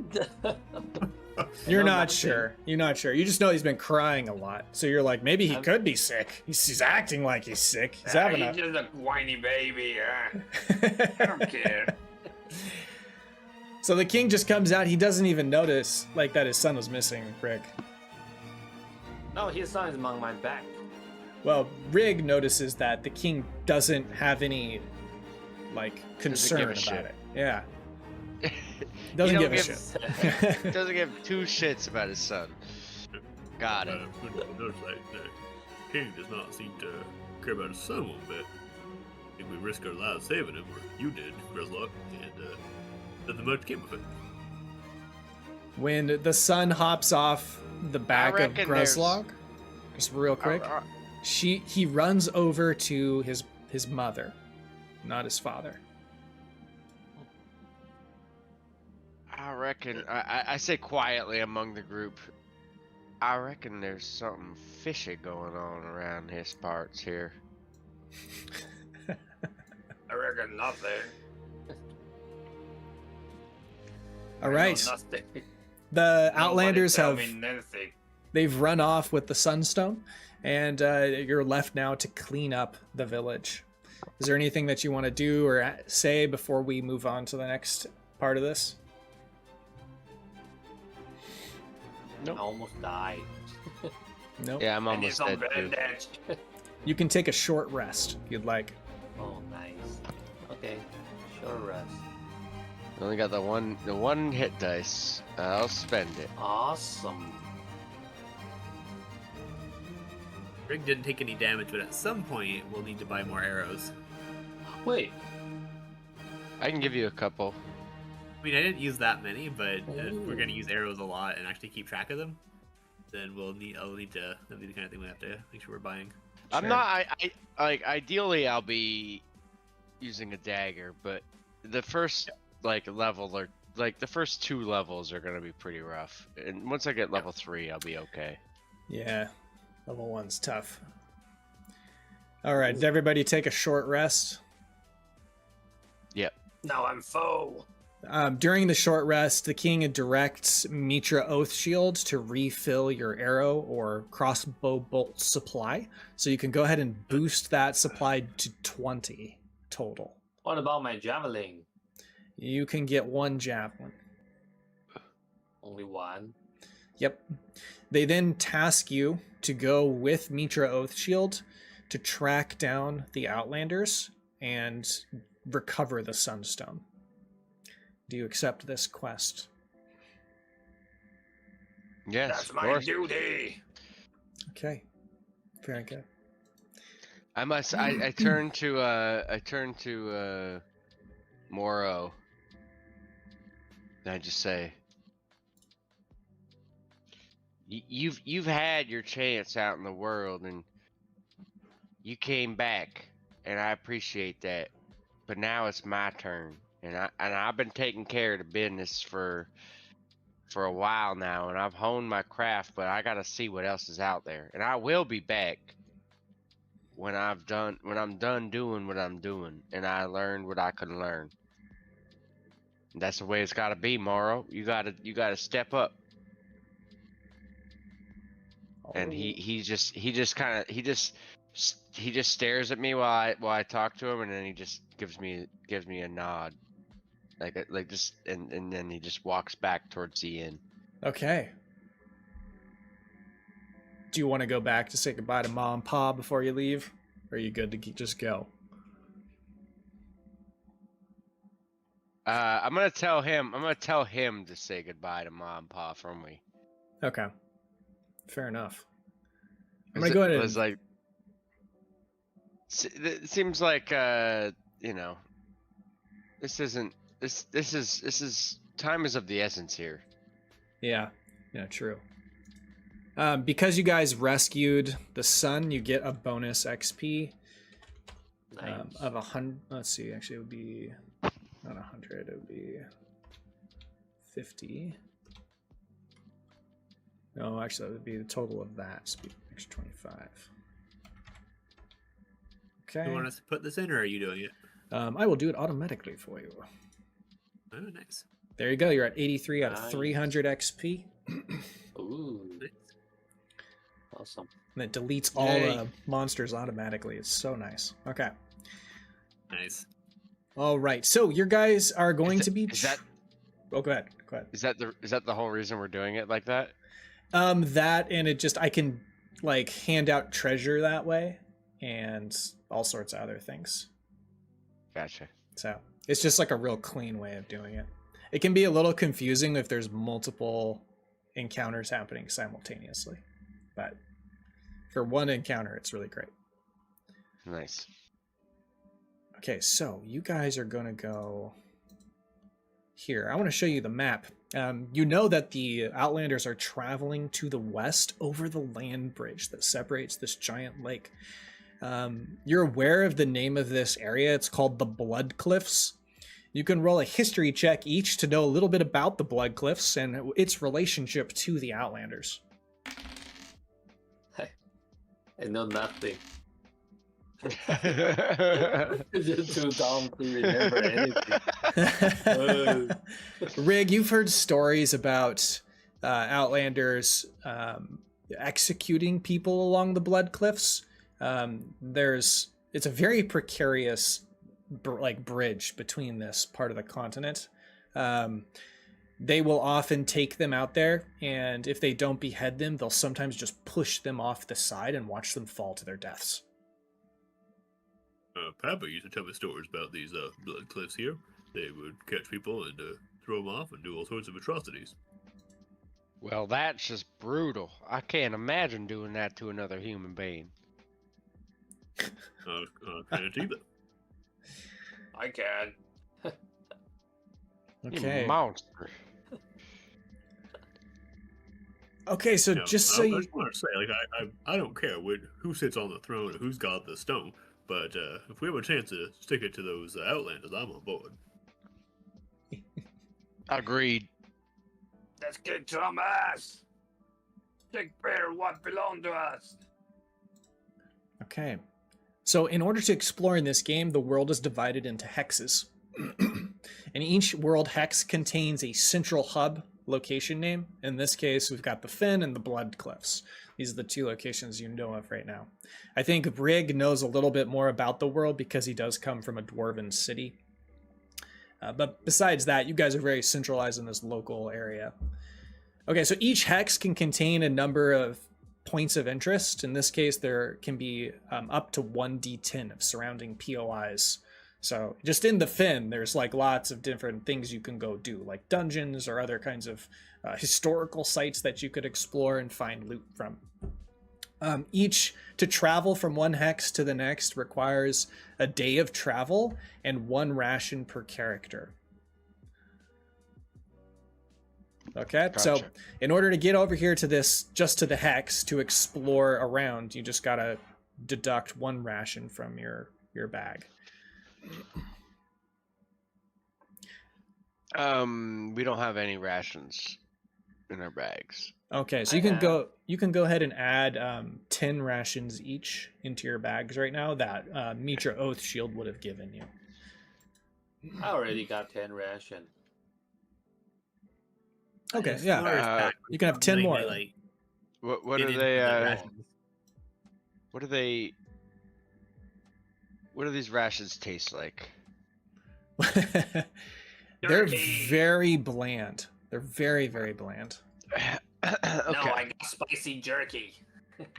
What tastes good. can you describe the rations a little more? Like what's in them? Unsalted, and they're made from very bland, like grain, similar to corn. They don't have much flavor. They're not salted at all. Just like maggot. like hardtack, basically, is They're- what you're saying? They're very hard. Yeah. Like like the grain, like it's just like very dry, dense cracker type thing. Is that what Yes, you're exactly. getting at? It is filled Gotcha. with What are you lots of talking about? nutrients. It is Yeah, like more yeah. of like a Crispy. whole grain. It's crispy. Crispy like a rock.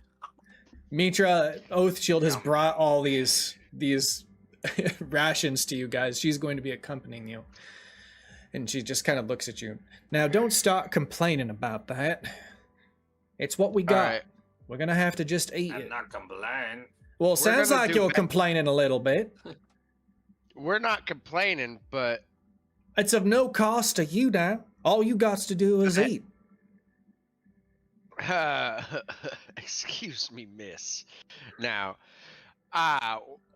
what this type of food will do to a man in battle will just weigh him down and just make him sluggish. And the sluggish on the battlefield just equals death. So Well, you cannot expect us to fight under these. Well, I poor beg rations. to differ. I beg to differ, Kamaji. I think that these rations here are filled with good nutrients that our people from Fengrove have, had to work real hard. They've grinded their knuckles to the bone just to pull the wheat from them fields. And here you Well, are let me- complaining about it. Well, let me tell you, baby, you ain't gonna beg, because I'm gonna use this here, and I'm gonna make some edible food out of it. I will not waste food. Do not think I'm about to waste food. I Well, would never. Why didn't you say But- so? I didn't say there was nothing wrong with trying to cook it up and make it into something. So here's tasty. what we're gonna do here.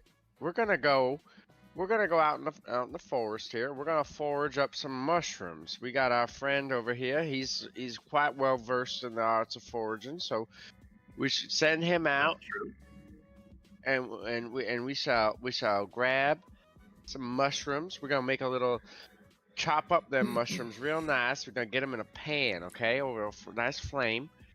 We're gonna chop up this. We're gonna chop up this here rations, you call them, with some water, and get it all nice into a nice paste, and then we're gonna spread it nice and thin on the bottom of our pan. We're gonna make a nice little crust.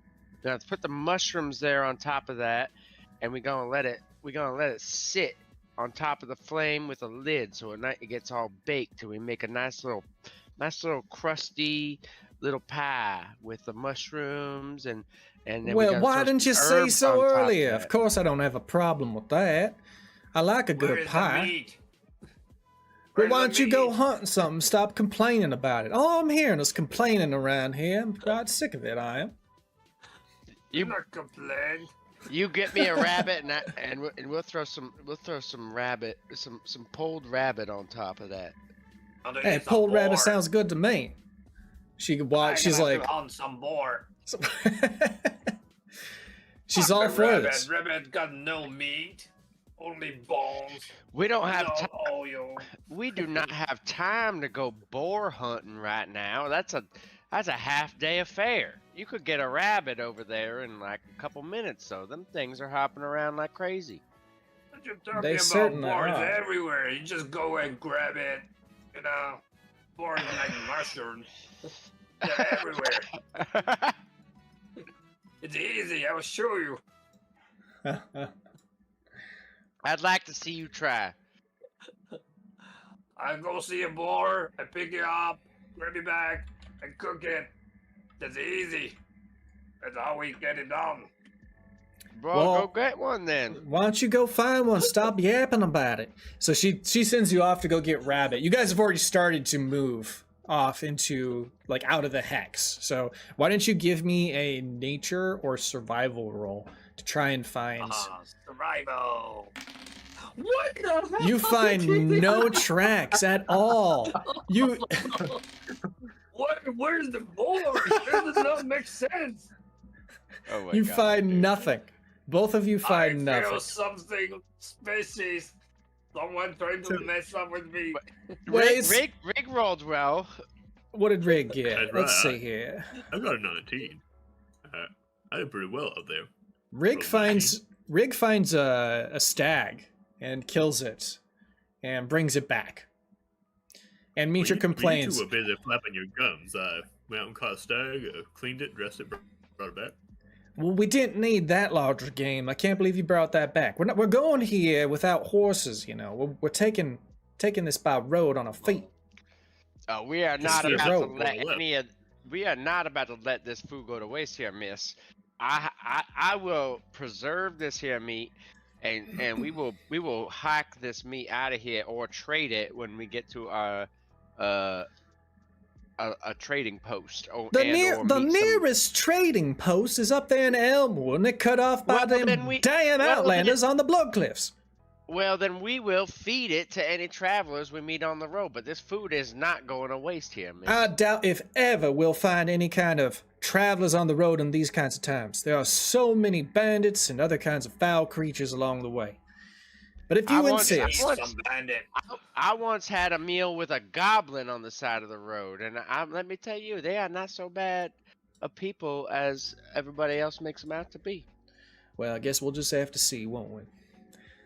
Alright, so, you guys, when you get to the Bloodcliffs, I need you to roll a d10 for me. D10. All of us or one of us? Just one person. Oh, I already rolled it. 4. Okay. 1, 2, 3, 4. Okay. Alright. That's what I need to know. And then, can you go ahead and roll a D100? Me? Yeah, go Yes. Yes. Go for it, Gruzlak. D100. Yeah. A 14. Okay, when the 14, you come across a stranger along your way. You haven't quite reached the Bloodcliffs hex yet. And it appears to be a human. You don't recognize them. They look kind of distraught. They are well dressed. They don't appear to be they haven't been attacked or anything, and they just tell you that they were trying to make their way to Elmwood, but they came across the Bloodcliffs camps and they weren't able to get through. And they're asking if you can escort them. Escort? What's the payment? I don't have anything to offer you at all. I was hoping for the goodwill of some fellow neighbors of mine. You don't even have jerky? Well, I'd be willing to share my food, but I am in short supply of gold. There's a tall male individual. We have plenty of food, and we're willing to share it for free. Well, I'm willing to share mine as well, but I will not be able to pay you in gold. But if you think you could take me all the way to Elmwood, I would be very graciously appreciated of you. Please. That's on the way of where we're going? It is your final destination. Okay, yeah, then we can take it. Yeah, well, yes, sir. I believe you could tag along righteously so with us, and we shall make our mosians to our destination. Excellent, excellent. Just one condition: I will not sleep next to that stinky dwarf. Of course, he whispers this closer to the humans. Rygg, you can roll a perception check to see if you can hear this racist jerk speaking. You do hear them. You do overhear that statement. I mean, even as he says it, I'm going to speak up and be like, well, listen here now. Well, we do not speak ill of any kind, regardless of any types of preconceived notions you may have had coming in. You need to drop them. I've dealt with dwarves before. I do not care now. You need to shut your tongue before you offend somebody. You cannot take that back. Well, my people are bad blood with the dwarves. I could tell you all about it. Have you heard of Stoneguard? Have you heard of Stoneguard, what they're doing to the forests? I do not care about Stoneguard, but have you heard of... No, I've forgotten. They say they replant, but name. I don't believe them. Rygg. I don't believe them at all. Now, have you heard of Rygg? Because I sure have. I've known this man for quite some time, and I can tell you that he is a stand-up individual, and also, regardless, he does not give a shit what you have to say, sir. Well, I have And not you had can the just- displeasure of meeting this Rygg you speak of. Displeasure, you can get on your merry way. You will not be traveling with us. Very No, well, sir. then. Very well. And they, like, hastily picks up their bags and just marches off in the direction of going west towards Elmwood. I'm gonna intimidation him. Yes, I've do met it. a before with Amanda's Kamaji. Oh shit.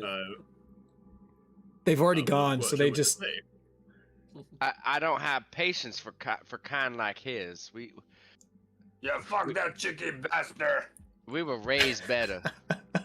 You didn't even didn't share know the that was, jerky. Jerk. didn't know it's possible to be raised better. I have to rethink some things about city folk. You can roll a history check, Rygg, and you'll probably understand this. You get advantage with it because you are familiar with the relationship between Elmwood and Stoneguard. I also realized anytime I roll anything about the Outlanders, I get advantage because they're my sworn enemy as a ranger. Oh, okay. Oh. Yep, That's which nice. I didn't do the first time, but yeah. Let's see. Yes, you know that like your people do cut down trees to fuel the iron forges and stuff deep in the ground, but they also do replant forests. They are caretakers of the woods. But the Elmwood people, they are very overzealous about keeping the forests intact the way that they are, and any kind of deforestation is frowned upon. You are aware that there is a druid, I guess a druidic culture in and around Elmwood. We may cut down the trees, but we were planting them. We keep the balance of the forest going. It wasn't until those Outlanders came and started cutting down more than we did that things got out of hand. As far as I know from the stories my papa told me, I never actually been to Stoneguard. Exactly. Well said. So All right. Stoneguard is dwarf. Yes, it's a dwarven town. Oh. Where my parents are from, I ain't never been there myself. You could tell on account of the stone in the name. Good point. Oh, it's Stoneguard, not Stormguard. Yeah, Stone Guard. Stone Guard, Oh. Yep. Okay. Okay, so you guys are going to be moving on. You guys travel for a day and you end up on the Hex. And you come across your first cliffside path. I'm going to go ahead and reveal this for you. Our first blood cliffside path. Yes, Blood Cliffside Path, exactly. Way more ominous. All right. Let me get this map kind of revealed for you. You know, I can just smell the XP on this cliff. You know, Yep. I'd reckon there's maybe even 217 XP on this cliff. It's possible. It's very possible. All right. Let me get you guys locked in here. It's pretty scary. You guys are quite Can't see far up. anything. Where are we? Oh, There you I are. can see. I'm bringing you in just now here. You guys are very high up. I would say it's a 100-foot drop. And then it's another about 50 feet above you that you can't really see.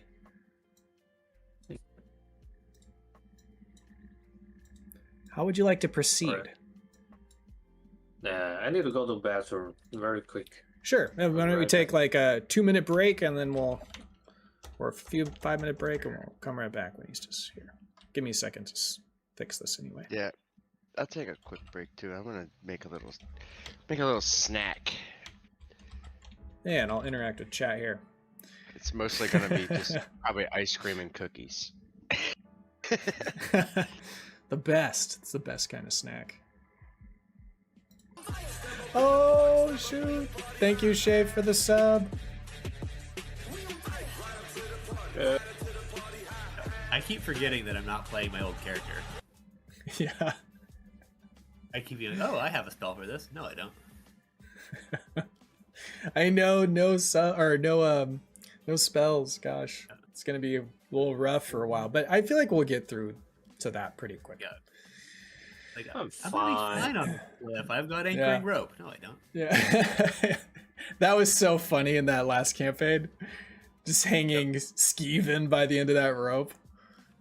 I saved him so many times in a row. So many times. That was wild. He still died, right? No, he lived. Oh, No, Steven like, Lee? I think he lived, right? Fieri spent Yeah. most of his time. Yeah, he just kept saving him over and over again. He's part of the Pantheon now. Oh, nice. Yeah. Because of like 2 level 1 spells. Yeah. Also, real quick before we start again, one idea I had is, I don't know if like me sharing my screen can make my map visible to you, Matt, or if that's like too complicated, or if that would be better resolution. It could be, but I can't. Well, you could try it. We could see. Yeah, it is It's also- really low yeah. resolution. It kind of sucks. I'm not sure why. As I was looking at your stream, and it's kind of hard to make out what's going on at all. Yeah. Yeah, let's try it. What I could do is I will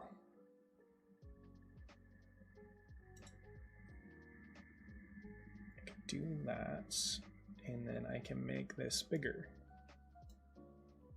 I might be able to position this differently. Let me know when you get it up. I have it up. Right, okay. Or yeah, I have it up, but I have to stay on shard for you to see it. So I'll stay on shard. You tell me if the resolution's good. I can't see it in here, so let me try doing this again.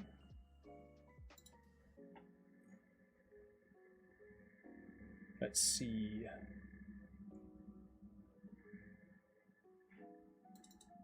That's neat. I can't see it in here. In Discord? Show non-video participants, maybe? Aha, there it is. That might work. Let's try this. Need to pop out.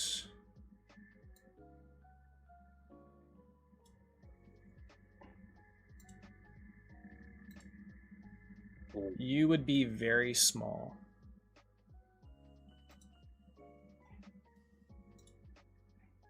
Wonder if there's a way to fix that.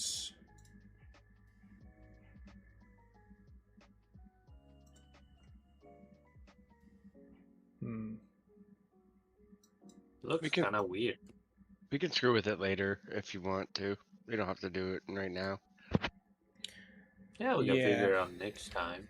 That's true. We'll do it next time. I kind of already did it though, so let me just fix this. Actually, it's not too bad. You're a little small, but kind of works. How's that? That seems fine. Looks fine. Yeah? Cool. That's better than it was. Yeah, I'm not sure why I was doing it so blurry.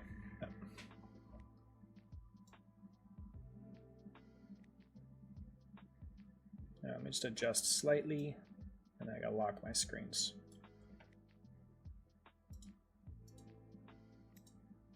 Cool. Thanks, Jeff. We will be able to see every time you switch, though, just so you know. Yeah, that's what I was just seeing. Oh, yeah. Doesn't matter too much. I think but- see the dice is pretty important. Okay, let's go. So, you guys have arrived on this cliffside. It's about 50 feet above you that the rocks ascend, and then a 100-foot drop off to your left. What would you like to do?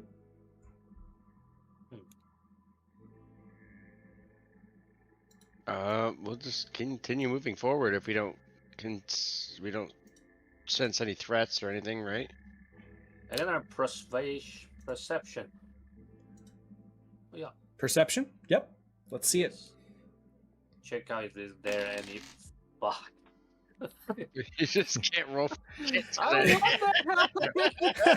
what's happening today? Gruzlak is walking along. It's very narrow where you're standing, and he looks over to the left, and all he sees is 100-foot drop. I see nothing. I don't care. Let's move. I just want to determine if you're scared of heights or not, because of that nat 1. I'm gonna roll a d20. If it's a natural 1, you have you're like What? terrified, No way, I scared terrified of nothing. heights. Look at me. Look at It's me. a nat bro. 20. You do not have a fear of heights, but you are taking a quick glance at the steepness or the sheer cliff, just to kind of take in your surroundings. So what does it affect? It affects nothing. Basically, you're not scared of heights, and you'll never be scared of heights. Yeah, I scared nothing. You think I'm scared? I can jump around here. I gotta move to the edge. He's just jumping around the cliff randomly, like for no reason. Yeah. Guys, look at me! I'm not scared. Look at me. I scared nothing. Oh, okay, so what next? You don't see anything. The rest of you can roll perception if you want. We did. I got a 14 and Rygg got a 12. Oh, okay. That's the other nice thing is now they can see the dice rolls because they couldn't see them before. Yeah, I did just see. That's so much better. We'll do this in the future. I would share my whole DM screen, but then you'd see No, that's everything. yeah, so- yeah. That's why I thought this would be a nice compromise. I just can't go to other things, and I mean, if I go to the tables, that's fine. But like, Yeah. I just won't go to the Twitch or the Kick. I see. Okay. With the 14, you do notice tracks, like maybe one track in the Track, like how fresh? like a footprint that just happened to hit a soft spot in the dirt. It's fresh. Can I? Like it's human. Yes, looks like a boot, a human boot. Look alive, crew. Sorry. Look alive, crew. We got bogeys around a foot. There's a track over here. Look right here. There's a track in the mud. I see it. I have eyes, Does you it look know. like an- What drag? I see nothing. Does it look like a Outlander track at all? It could be. It could be. It's a human foot, so it could be an Outlander. And honestly, whose other foot is that gonna be out here besides an Outlander? It's got to be an Outlander. Oh, it's most certainly an Where's the Outlander's last boot. kid? I'm absolutely certain of So it. So Rygg Don't does get have cranky, advantage me. on rolls to track his favorite enemy. But with advantage, I still do pretty bad. You're like, it's got to I be think this not way, one. and you're just pointing to the only path ahead. Just a couple of This is definitely level 1 characters definitely a- bumbling around the wilderness.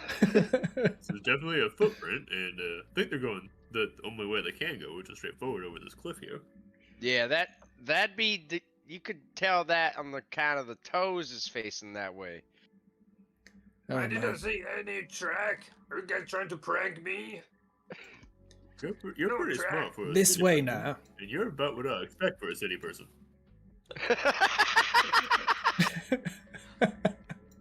What you call me? Just keep jumping around the cliffs there, Gruzlak, and we'll catch up. Okay. Do you have to Look dance at so me. close to the edge like that, Gruzlak? You're making me Yeah, nervous. What? I'm scared. I'm not scared. I'm scared you might Like fall and you. hit that head and become dumber than you already are. I'm gonna I'll gonna- never fall. try and hide up in this little crevice here and like just kind of wait a minute while Gruzlak jumps around. Sure. Can I Me- roll stealth to hide here? Yeah, 20. you're stealthed. I would say Mitra moves ahead, and she is going to stealth behind that rock. Okay. I'm gonna just go. Yeah, you guys bunch of cowards. No scouts. Okay, as you move Just kick forward, ass. you gotta roll a perception check. Okay. Just Gruzlak, right? Yep. Oops, actually, hold on a second. Oh, yeah, I was that's gonna say not bad. Rygg isn't sure why we're all hiding, so he's not following Gruzlak very closely, but he's staying out in the open and walking a ways behind him so he doesn't get trampled accidentally. Okay. Gruzlak, when you walk ahead, you rolled a 16. All right, let me roll for something. This would be here.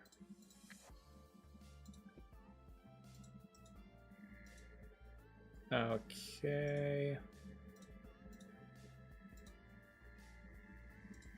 You see a bunch of Outlanders on the cliffs. 2 are at the bridge, and there is a third who appears to be a little bit stronger than the others, like directly across from you right now.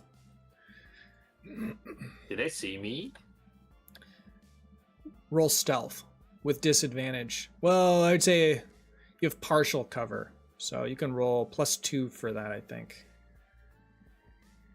Oh, So go ahead and roll stealth for me. okay. 18.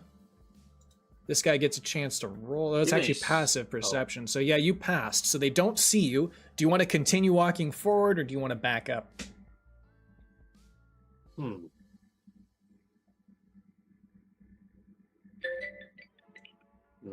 Back out a little bit. Hey Okay. guys, Outlander there. I see them. And she kind of I like, told you. I guess you're Yeah. not breaking me. not at all, Gruzlak. I gotta get my accent right again. I want to go in right into Myrna for some reason, but it's not Myrna, it's Yeah. Mitra. I chose another Mitra, yeah. M name. I don't know why. Yep. Oh, is this our mom? No, not yet. This is our new inherited mom. Oh, it could be. It could be. She's just been recreated from the mind flare. Okay. What was that character that Kyle had? It was like something like Oath Shield. It was like Gem Shield or something? yeah, Is that it? yeah. I think it I was don't Gem know. Shield. That could be it. I forgot what his mom's name was, but that was funny. All right, what do you guys want to do? It looks like you can see 2, 4, 6, 7 of them. You Well, can we should hear roll or it. hear or see 7 of them. That's what I'd say. We should just roll initiative and go from there. Okay. You have surprise, so I'll let you roll initiative first, and then you can take your surprise if you'd like.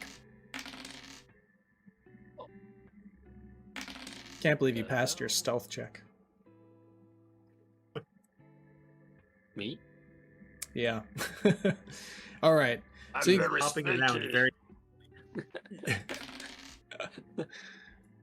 So you guys can go ahead and take your surprise round if you'd like. All right. I'm a ninja. I forget how this works. Do I have to hide every round even if I don't reveal myself? Or if I don't reveal myself, I don't have to hide, right? I don't think you need to take it again unless you do something Unless I that... if I attack. Yeah, exactly. Or you like try to pull off some skill check and it gets a nat 1. Maybe you kick some rocks or something. You know? Yeah, something like that, yeah. Alright, well, I'm gonna just dash to here and stay hidden where I'm at.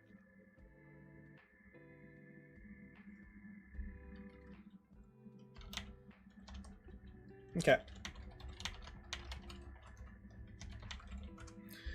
All right. Let's see. Why don't Gruzlak, wait. why don't you go next? Do we have any like long rest? No. You had a short rest. No. Only short rest. Yep, because you've Okay. just been moving the entire time. Okay. You know You what? skip Rygg. No, I'm just going out of order at the moment. I just, Oh, gotcha. Okay. yeah, surprise won't I'm matter gonna too come much. here. So they are up here. Yep. Can I throw my javelin to him? Number 5, yes, you can, but it is outside of the 30-foot range, so it would be a disadvantage roll. Okay. I'm gonna do it. Javelin. Is it? Oh. Disadvantage. Is it? You sure is it? Yeah. Isn't we got sneak attack? Oh, it's a flat roll then. You're correct. So it would be a 9. Oh, yeah. Thank you for Yeah. reminding me. So Well, it would, it doesn't matter. yeah, still a 9, so it misses. It just falls short and hits the rock underneath him. He does see it though, and he is aware of you now. That ends your You surprise. can see me now. And then Rygg. All right. These guys are kind of up on the rocks, right? Yeah. All right. I keep trying to climb things. That might be just who I am as a person, this character. He's finding his Well, identity. I love it. You can roll acrobatics to try to get up there. Well, I hate Outlanders, but I love climbing stuff. Yeah, that 15? passes. That passes. All right. It's double movement over I'm gonna those say- rocks. I'm going to say that I'm dashing, so I get to about here. Okay. And I'm out of sight of everybody, out of the Outlanders still, right? I would say you still have, yeah, you're still stealthed, so your surprise round will end, but you would get the advantage for being stealthed or sneaking All right. around. And I don't have, like, they're not in, like, my range because of the rock in between us. Number 5 would be, yeah, it would be impossible to see for you. Yeah. Sorry, so- Matt. You're a stream become to check out the a little bit weird. Let's see. Hold on.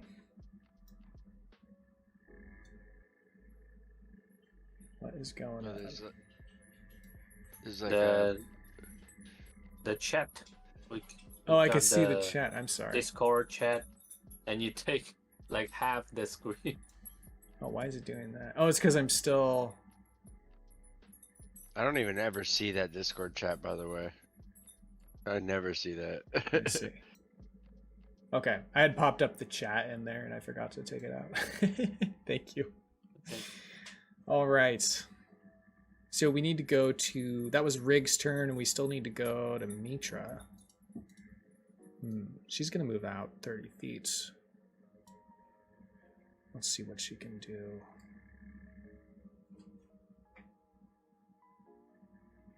I realize we're playing with crossbows. We probably aren't supposed to be, so we'll have to take those out later. Or I guess we could just keep them for now. Oh, we don't have crossbow. Yeah, I realize we don't have crossbow. Oh. Well, the only characters that I had were the ones you pre-gened that had crossbow. Yeah. Like my character has a short bow. I actually traded my crossbow for a short bow earlier when we talked about that. Yeah, I forgot to do that here, so let me do that real quick. So it's really just you. It's just me. You're I the fucked it up. problem here. Yep, I am. Let me drop that and drop this.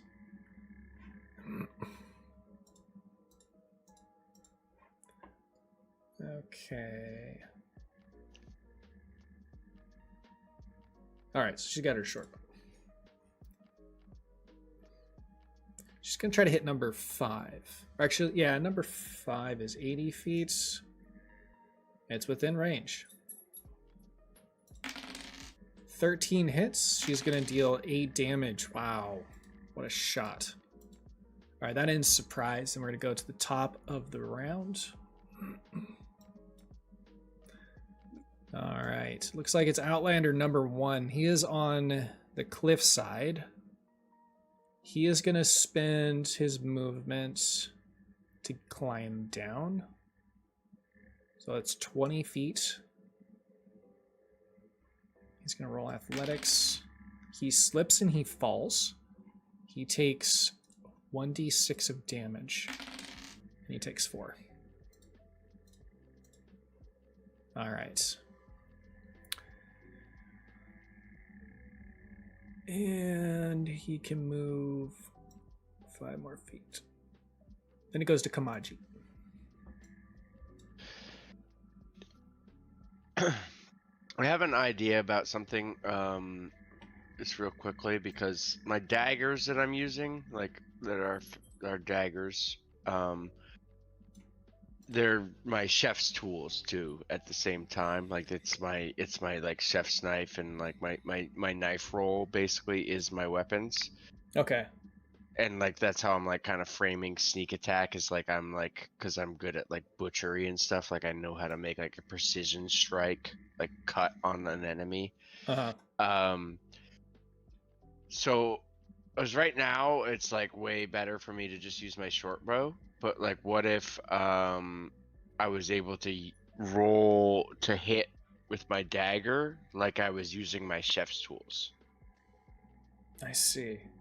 Sure. So what that would I think do, what that would do for me, it would be a lower damage than the short bow still, but what it does for me is it gives me expertise to hit, because I have expertise with my chef's tools instead of the thieves' tools. I see. Like we talked about. I'm so good it with just that. like it gives me like a higher percentage chance to hit with like less damage. Yeah, do it. Okay. It's just a motivation to go into melee because I want my character to be in melee. I'm also gonna go up on these rocks. All right, roll So athletics or acrobatics. Normally I wouldn't make you roll, but these ones are super sheer. That passes. Okay, and it's double movement to get up there. You got it. Okay, so I just spent 20. Spend 10 more. I'm gonna shoot my short bow at number 5. 23 to hit. 23 Oh, actually, hits. I have an advantage because I am hidden. And maybe make sure sneak attack is on. 7 piercing damage. 2 That- ones. Kills him. Dude, you know, just bring in the heat. He falls So off. worked. He does the Wilhelm scream. Ah! Falls down here about 25 feet. Alright, I'm no longer hidden. And that's my turn. Goes to the captain next. The captain is going to... He is going to tell one of the guards near the bridge. He just says, hold them as long as you can. I'll take the other men up to Elmwood. And he is going to start moving off the map. He moves 30 feet here. And then another 30 feet. We can all hear that. I would say so. It's going to echo through this canyon. And he's shouting it to him too. Yeah, he's trying to get it across to like all of his men. Yep. That makes sense. But we don't see. We don't see the Sunstone visibly. I guess how bright. Roll perception check. Bright, yeah, and I guess how bright is it also is the other question I have. I can tell you that. all roll. You can all roll that, yeah.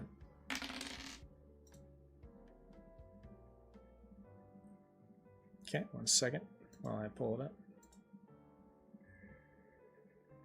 up. It is currently shedding light in 25-foot radius sphere, but when you look at the captain, it appears that it's on his person in a black bag. You can see that there's a glow to the bag just because of the brightness of this stone. It is sunlight, but it's not out in the open. Okay. Okay, fix that. All right, that was the captain's turn, and then it goes to Mitra. Mitra is going to move forward 30 feet. And she is going to use her short bow again to strike number... Is that 8? Yeah. She gets an 18 and hits for 5. Okay.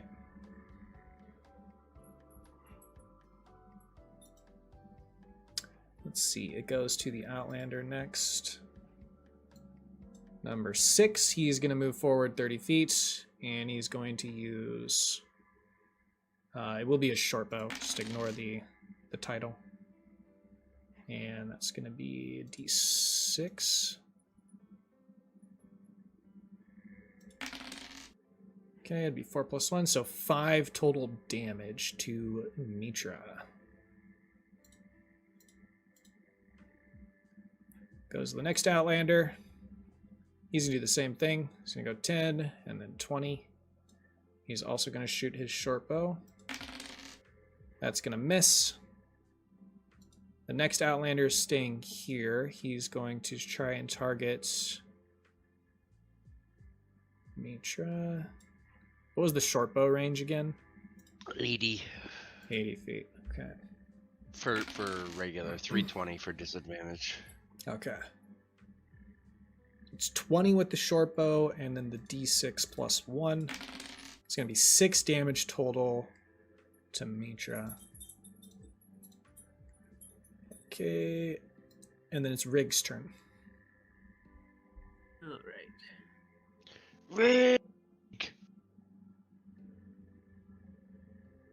See, oh, just in range. I'm gonna shoot my short bow at number 8. 22 to hit, That hits. and that's 8 piercing damage. Okay, still up, but definitely wounded. And I'm gonna take just 1 step back because in doing so I am at the disadvantage range for number 8. Okay. Cool. Just so you know, if I get any sort of pet or any other thing that I can name that's going to be with us and not consequential, it's definitely being named Murtaugh. And it's definitely too old for this shit. That's great. Go ahead. I'm gonna start off real grumpy about it, but before the end of the campaign, the future Murtaugh and I are gonna be inseparably close, and probably not talk to you again.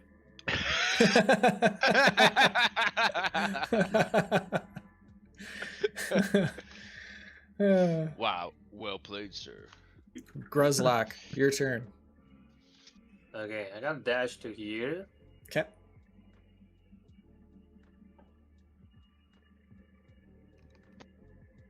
And use my offhand bonus action to chop the injured one. That hits. And 1d6. Ooh. Very nice. That hits and Chop him. kills him. He tries to duck. He tries to duck under your swing, and you connect the. What are you using? Hand axe. You connect You connect the hand axe to his neck, and it just drops him. Falls flat. Nice. Oh. And that's my turn. Okay. Number 11 is gonna go. You're within 80 feet. He's gonna fire a short bow, but That's he what you think. misses. Okay. I'm arrow proof. There's another one that's gonna shoot you. It also misses. My goodness. And then it's Kamaji's turn.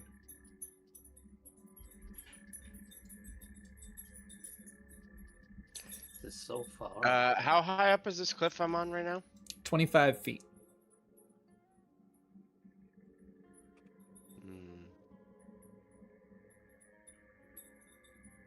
That could kill me if I jump off of it, so I'm not going to. Okay.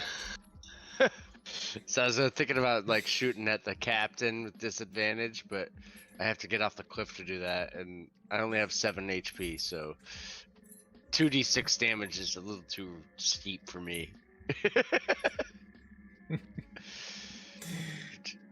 Can I climb down it with like taking extra movement? Like, you mean dashing or something? No, like how much movement would it be to climb down it like safely without taking damage? Oh, I see. I guess, yeah, it would cost 25 feet to move down it. Okay. I'll go here, and then I'll go here. Yeah, And that works. Yeah, I can just barely see him there. He's within range for disadvantage, so I will roll my short bow on him. Shit. Oh. A 3 and a 2. Misses. 9? Man, Does a 9 hit? A 9 does not hit the captain. You're no. kidding. I'm not kidding. Oh, damn.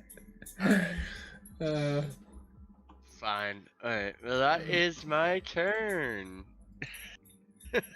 Oh, dang. Let's see here. 159. He's gonna go ahead, use your He's use gonna your turn action around to and shoot me. yeah, he's gonna turn around. He's gonna shoot you. Yeah, that means you can't dash though. That's And I accomplished true. something. That means I accomplished something if you do this. But he's gonna leave the map. So let's see. It's gonna be a +5 to this. So 13 total. That misses. Okay. He just scoffs and then he goes 30 feet exactly and leaves the map. He's disappeared. He's gone beyond the invisible wall. Yes. He's gone, sadly. Also, I couldn't see him even before he left the map because too much of an edge there. Oh.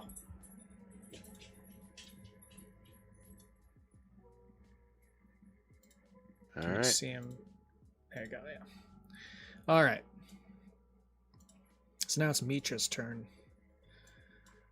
Let's see. She's going to move 30 feet. And she is going to use her... Yeah, she'll use her short bow again. And it's going to be 1d6 +3. So 5 total damage to number 6. Alright, that's her turn. Then goes to the next Outlander. He's going to move in to strike Gruzlak. He comes in with his... What are we using here? Hold on, let me check something. Gotta make sure I'm using the right weapons. Oh, I just realized I can see the Twitch and the kick if I just put it in a new window. Oh, dope. Let me see what this one is.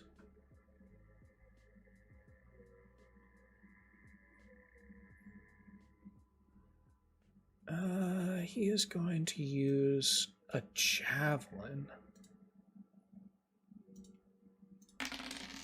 And he's going to miss. That's his turn. Next Outlander is also going to use a javelin from the top towards Gruzlak.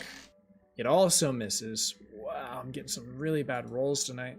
And then it goes to They got Rygg. no plus. They do, but it's too low to make it hit. Oh, It's only +3. you said it went to Rygg? Yep. Move forward just enough to be in range. Gonna shoot number 7 again. But I also roll really badly. Oof. Misses. Anything else? I was just move back a bit. Okay. It's Gruzlok's turn. okay. I'm gonna charge, and when I come here, I'm gonna how'd you say? You know, push him with my shoulder. Try Okay. to shovel him under the cliff, off the cliff. All right, so you're taking the push action. You're gonna have to roll. Yes. Wait, just so you're clear, that's gonna take your action, so you won't be able to attack. Yeah, I just want to move. I just want to go chase the guy, and just by doing that, I just push him. I want to move there. Yeah, but it takes your action to do it. You have to make an athletics check. I would just instead of doing that, if you're trying to chase, I would just dash and take the opportunity attack. Because that I way, want to push him. Yeah, push away then. Kick him. Push away. Yeah.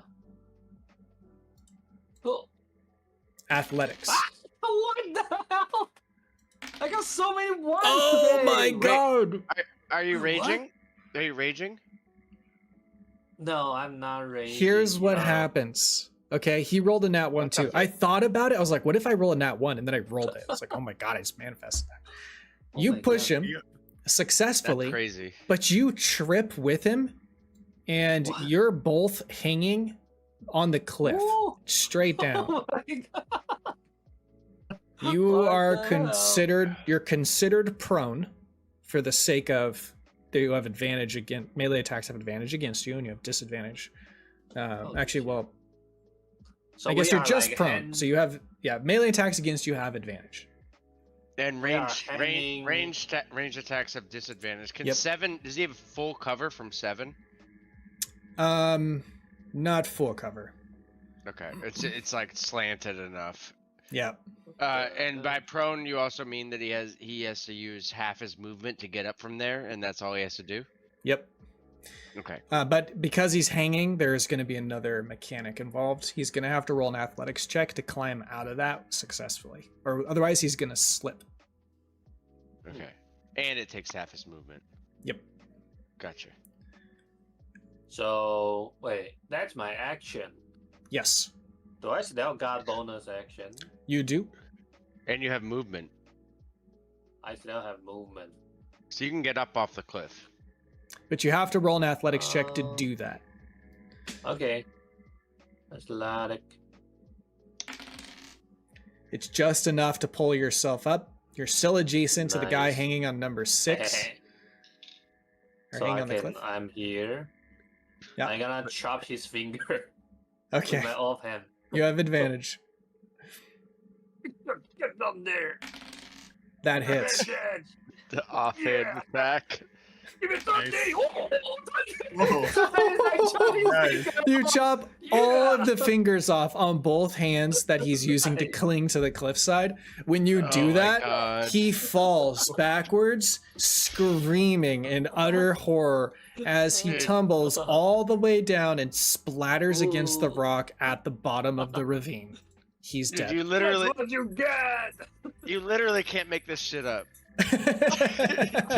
Dude, two opposing nat 1s into an advantage nat 20. Oh, Like, that's so perfect. I love it. That's the Minotaur guard guiding. Yes. You cry out to Corwin the Unstoppable. Praise the core wing. You I'm have unstoppable. you have inspiration. It's the Outlander's turn. He sees his friend Oh, I tumble kinda- down the ravine and splatter against the rocks. He looks over at number 1 and he says, "I'm releasing it from the cave." And the guy's like, "I just jumped down here. Don't do that." And he attempts to shoot something at the cave's entrance. He hits it, a switch, and it lowers a gate. That's all you'll know right now. You can roll perception on your turn if you want to see anything in there.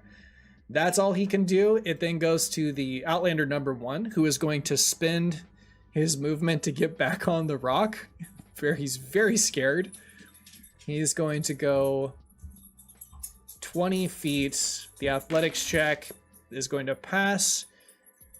And he can still do a move. This is a short bow on Gruzlak. A 12, that's going to miss.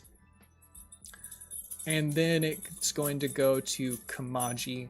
You can roll a perception check if you'd like. no, I don't care. Okay. I know it's bad because I saw the guy going up the cliff, but I also know that I'm pretty far away and I'm near a cliff that's scalable, so I'm not super worried. I'm more worried about threat at hand. Sure. 7 is within 80 feet, so I will take a shot at him with my short bow. 24 to hit. 24 is and going to hit. 9 piercing damage. 9 piercing damage. And what was the number again? I'm sorry, I was doing something. What number? Which character were you targeting? Oh, number 7 on the 7. cliff there. I guess they're all on 9. cliffs. He dies. Nice. That's great. Great news. I can't do anything else. But that's my solid turn. Oh, I haven't been keeping track of my arrows. 3. There we go. Okay, and then it's gonna go to. I think it's Mitra next. 65 feet. She's gonna go ahead and use her short bow. 13 hits, dealing 4 damage to number 1. Just as he gets up there, he gets shot in the chest, opposite side of his heart, though. He's clutching his chest, and he's looking over at his friend number 10, quite worried about the events that are going to unfold here momentarily. It then goes to Rygg. All right. Let's see how far that is.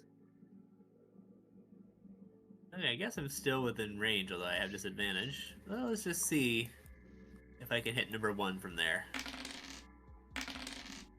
Oops, I rolled advantage by mistake, so it's actually a 5, which would be an 11. And it was number 1, you said? Yep. Okay.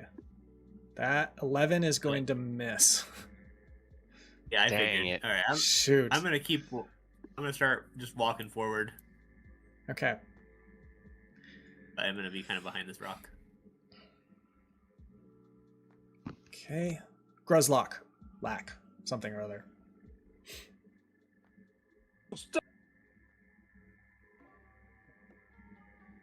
Oh, He's here first.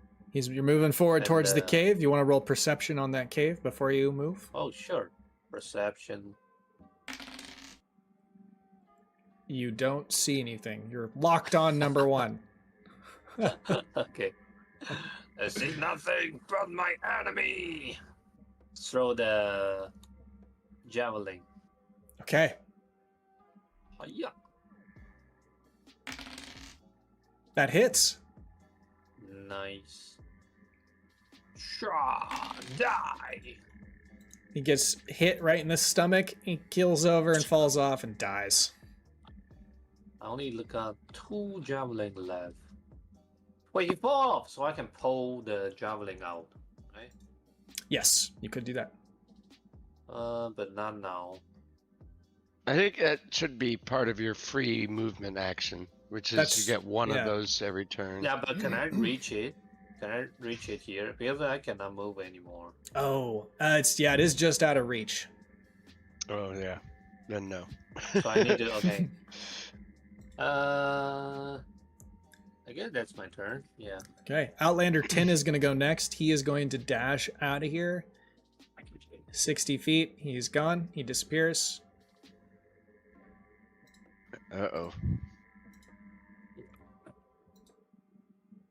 And then this thing runs out of the cave, squawking with a fierce, shrill cry. Caca! Caca!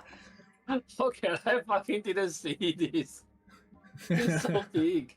It's Sweeney. It's Big Sweeney. Yep. It's a terror That's bird. exactly what I was just thinking. You can roll a Sweeney. history check if you want to know something about this creature, what it embodies. I probably know nothing. Well, we just found our new party member. Does now, because this is an Outlander, I should get advantage, right? They're my enemy. Yeah. Is this Oh. is this part of the Outlander tribe? No, it is not. It's just they caught a wild beast. So it's not technically a humanoid Outlander. Unless you have, like, it on beasts So or something. any information about their history, about the history of the Outlanders, Oh, I would see. get advantage of. Okay. Yeah, you would know that the Outlanders worship a few different gods. One of the gods they worship is Sweeney. Which is the god of what? So Sweeney Dance is and dance. Sweeney is The dance. yeah. So Sweeney Dance is and trance. yes, the Dance of Trance. He's part of the Anarchic Four. Dance and Trance. He comes from he represents the plane of Sky Sea, along with a couple others. His stone is the petrified egg, and his symbol are wings. Though the actual terror birds cannot fly, only the deity can fly. The Outlanders do worship this. They use them, they capture them sometimes and use them in traps like this to outwit their enemies. We're gonna get this terror bird some sentience, and we're gonna make him part of a party. We'll see. I don't know about that. It's his turn. He is going to strike Gruzlak. Let's see here. Does he No know how to scratch, allies. scratch, stomp? He does not. He is wild. But Very maybe aggressive. that's We the got key diction. to aiming him. Maybe that's all you need is some You never know. dance. Or dance. Sometimes. The power of food and dance can sway a lot of people. He does run 20 feet, and he uses something called Passing Bite, where if he moves at least 20 feet straight toward a target, he gets advantage on the next attack roll. He's going to use his serrated beak to strike Gruzlak, and he gets a 9, which is going to miss. You are so lucky. Didn't you say advantage? Oh, I'm sorry, God. Such a klutz. He gets a He 15. still misses. Now miss. He still misses. Suck it. Find me, stupid Yep. bird. Oh my You're not God. a real. You're a false Sweeney. You're not a real Sweeney. Real Sweeney won't get a net 20. Yeah, That's true, seriously though. Seriously though. Yes, that's exactly what would have happened. It's Kamaji's turn. All right.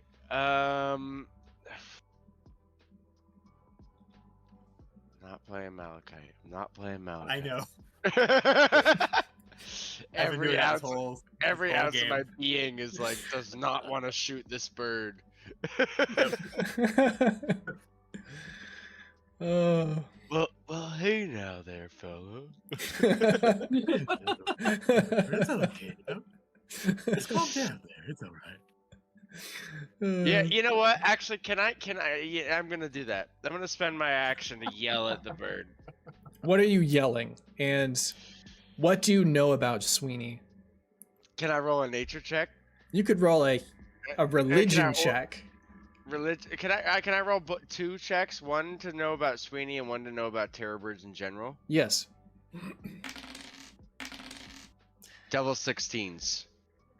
Terror. Okay, so the religion check. You know that these birds have no sentience whatsoever. It's just acting on its territorial. As far as the religion goes, like you could probably kill this thing and use it to negotiate with maybe like an Outlander merchant or something, because they revere these beasts, dead or alive. Nature. As far as with the nature check too, something that I'm always going to be constantly interested in a character Sure. is a creature's sentience, or like, for lack of a better way to put it, its intelligence score.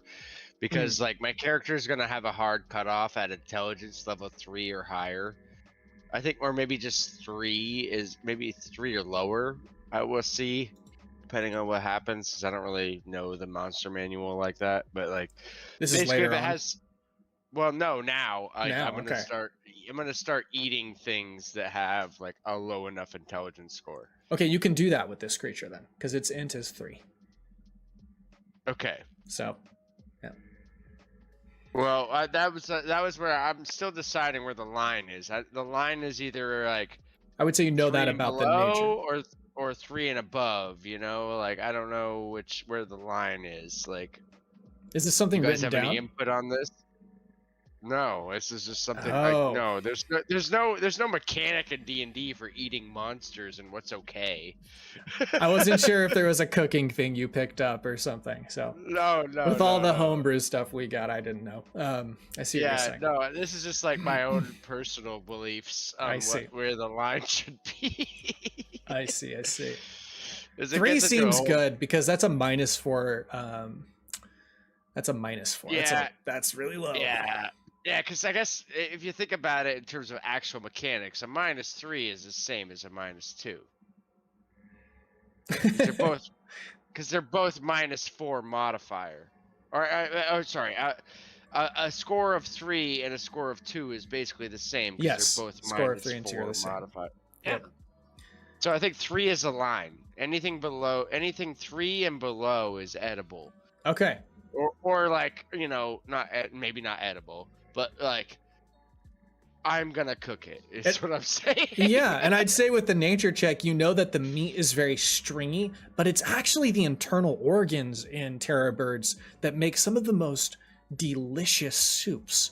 And so you're aware of this about this bird. Now, religion-wise, stringy meat is not anything bad to me, because like that just means it needs to be braised and cared to with love, and maybe we set it on seasoning for a day or two, get it nice and cured up, and then we're gonna braise it in stock made from its own bones. And You know, that's you gonna do be realize mighty tasty in a day or two. you do realize you're saying all this out loud right now, don't you?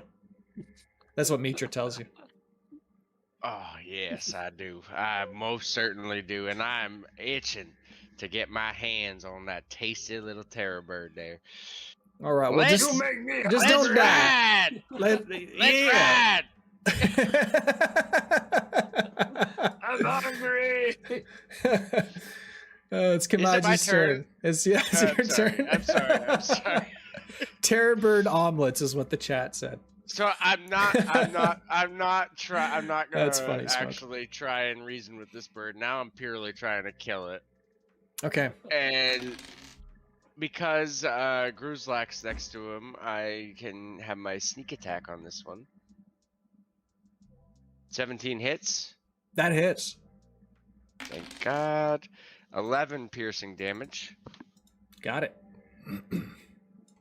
And that, I believe, is my turn. It took so long that I feel like I moved, but I don't remember. I honestly don't remember either. I'm pretty sure I moved because, like, yeah. It I think you moved.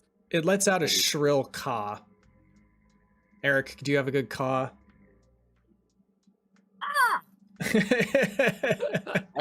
I feel like the way East yells, he would be a much better caller. Or is it more of like a crow? East, give us your best caw. Come on, East. I couldn't hear Why you. cough anyway? You cut out. Like give us your best cut like out? bird noise, like a crow. Bird noise. Like caw. That's pretty good. Oh, that's so great. Can Your you mic- hear that?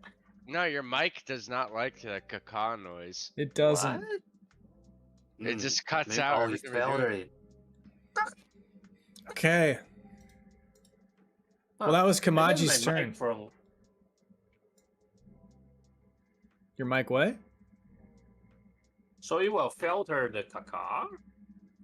Yeah, your mic. Yeah, I mean, I'm not surprised. Your mic is probably so ragged from how much you scream into it all the time. Oh no. Oh my god. Uh, I Oh, love it shit. though. I love it. I'm not. Oh yeah. I want more screaming. You need to get a better mic. Is all I'm saying. Oh. Mitra moves more forward attacking. and shoots her short bow for 7 damage on the terror bird, and then it's gonna go to Rygg. All right. Brings it forward. Oh, I'm definitely in range, so I don't have to have disadvantage. But I roll a nat 1, so that's great. Bro, your rolls are bad tonight. My gosh, Dude, we've all had our streaks. Yeah, tonight we of all bad keep Yeah. rolls. rolling 1 tonight. that's so weird. Rygg, you want to move Not at all? anymore. What was that? You want to move at all? Oh, I already did. Oh, you did. Okay. Honestly, though, that nat 1 you got before actually ended up benefiting you, East. Yeah. Because you got a nat 1, and then the other guy got a nat 1, and then you got a nat 20 right after, so you benefited from the whole thing. Yeah. So now I am inspired by my god. You are. You do have inspiration. Yes, Wait, so what does inspiration do? I forgot. It I just got gives you, advantage. gives you reroll. advantage on, Okay. a reroll. Yeah, I also have inspiration too. You so do. I'm gonna sheesh my hand axe and gonna jump on his back. Jump on Okay. this bird back, Wow, that's and bold. trying to choke him. Oh, You're wow. Choke him. You're gonna grapple him. All right, roll athletics. Caca, caca! Come here, barbecue! Fuck you! Fuck you! Okay, I got advantage. Wait. I got a rage first. So I got advantage. Ho- Yeah, Okay. there you go. Good move. Oh, It's my inspired. Wait. Inspiration? Oh, I got it. Just Yeah, I re-roll got it. the Yeah, inspiration. roll a new one. Just reroll. Yeah, roll another athletics. Join me, mighty Corwin! I'm unstoppable! You tried to clinch it in tighter, but the terror bird is strong. It's primal strength. It's very difficult to beat it, So I even though you failed. have a higher modifier than me. Do I style on his back? You're I think you're probably gonna fall off because you're unable to grapple him. Ah! Ugh, okay. You're not prone or Hold on. anything. You're on your feet. You're just beside him. Okay, it's the terror bird's turn. It is going to use its serrated beak on, yeah, I guess Gruzlak. The guy that's right next to him. Yeah, Yep. I was thinking about I use moving, my- I use my armor bracers to bounce it. Ching. yeah, you're able to, and nothing happens. It goes to Kamaji. Oh man, thank God you're up there, because I would have gotten hit by both both of them were 15s. I would have gotten hit by both of them. I'm gonna continue to move forward because I have faith in my boy Gruzlak from seeing him protect the royal family for so many years in the village. That's right. And I'm gonna short bow him. I don't have advantage, but 22 hits. That hits. And then my sneak attack Whew. in there as well, a 16 piercing damage. Finally rolled some good damage dice. There you go. Nice. Dropped him quite a bit. The bird cries out, another shrill voice. Caca, caca! Then it's Mitra's turn. She's gonna shoot her bow again. That's going to hit. 6 damage. And it's Rygg. Come on, Rygg. All right. Come on. It's still an Outlander, so I'm not quite as motivated as I would have been, but let's see if I can take down this bird. Oh, let's go! Oh, nice. Yes. I feel like you Well you deserved. you were motivated by hearing Kamaji say how much he wanted to cook it up, and you were like, "That Yes. does sound tasty." It does sound pretty good. Most of the food I eat is pretty bland, so good cook might be just the thing I need.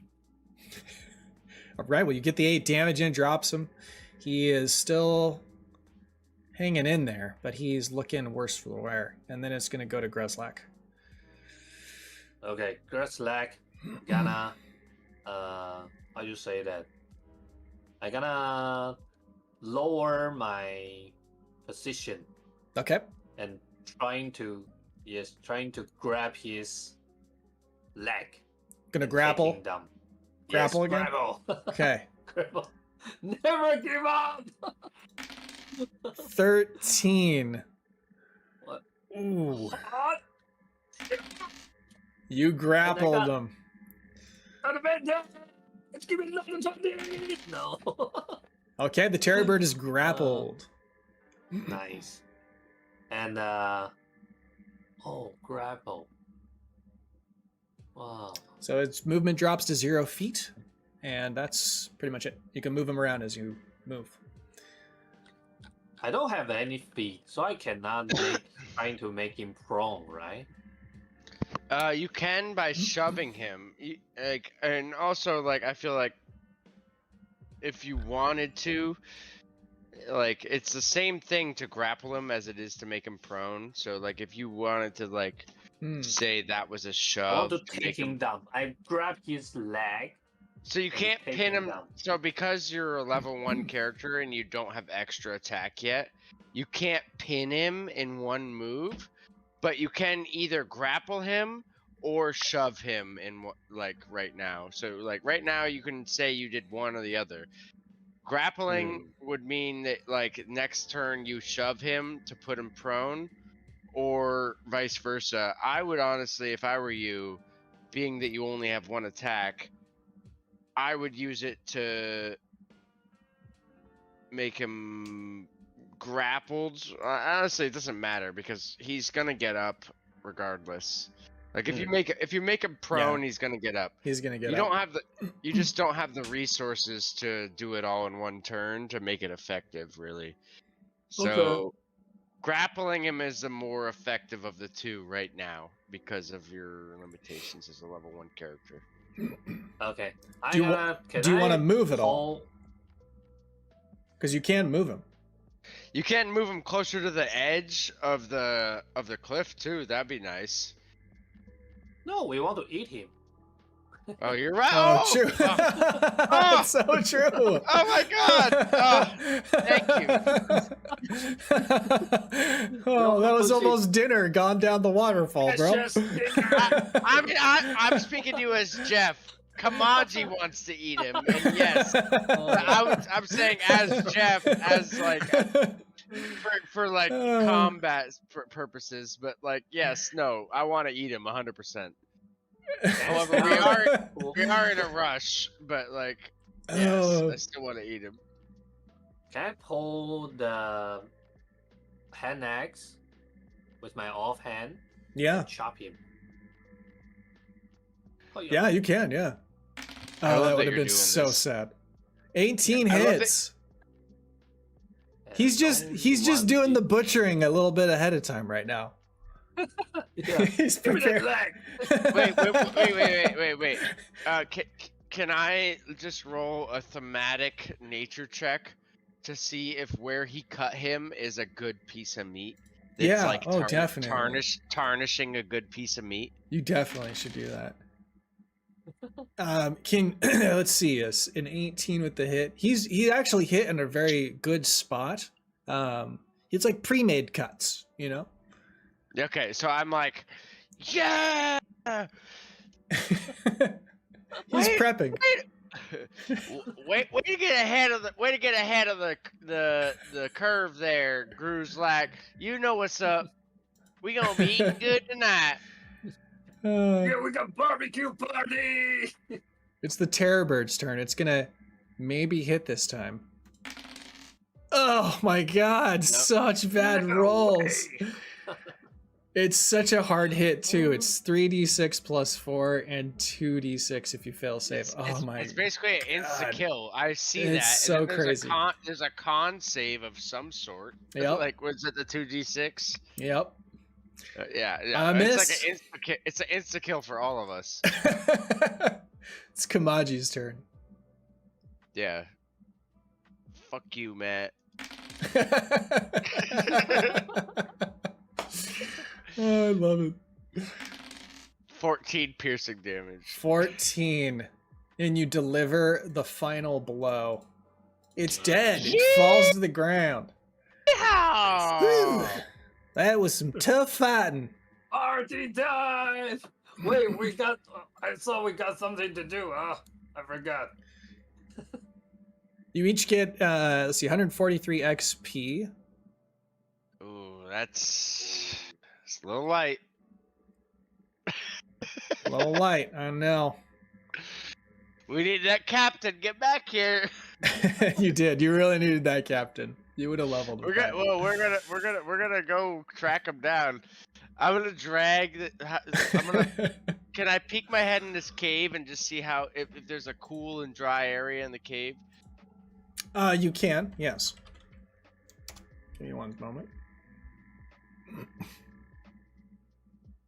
I'm not wasting any time here. We're gonna be doing this real quick. Can I chop one leg for the bird and just take No. it? No. Kamaji will not have that. Kamaji will not have that.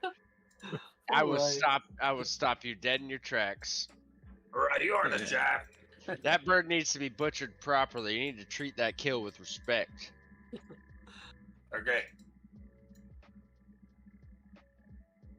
If you say so, chef. Okay, this is just to give you kind of an idea. Like, you're way up here on this cliff, and then there's like a drop outside, right? There's two different passages. When you enter, you can go ahead and roll a perception check. Just a lot of stalactites and stalagmites. No interesting kinds of stone or rocks or gems or anything like that. 6. It's very dark in here. Do you have dark vision? I don't think humans do, actually. I think humans don't have it. You know who don't does, think though, so, is a but- dwarf. You want to come I inside? can see in the dark. I sure Alright. do. Rygg, when you come in, you can... Yeah, you see that it's like a little pool of water over here. When you see like the stalagmites in that corner. And the two other passages leading deeper into the mountain. I see a little pool of water there. There's 2 passages leading in.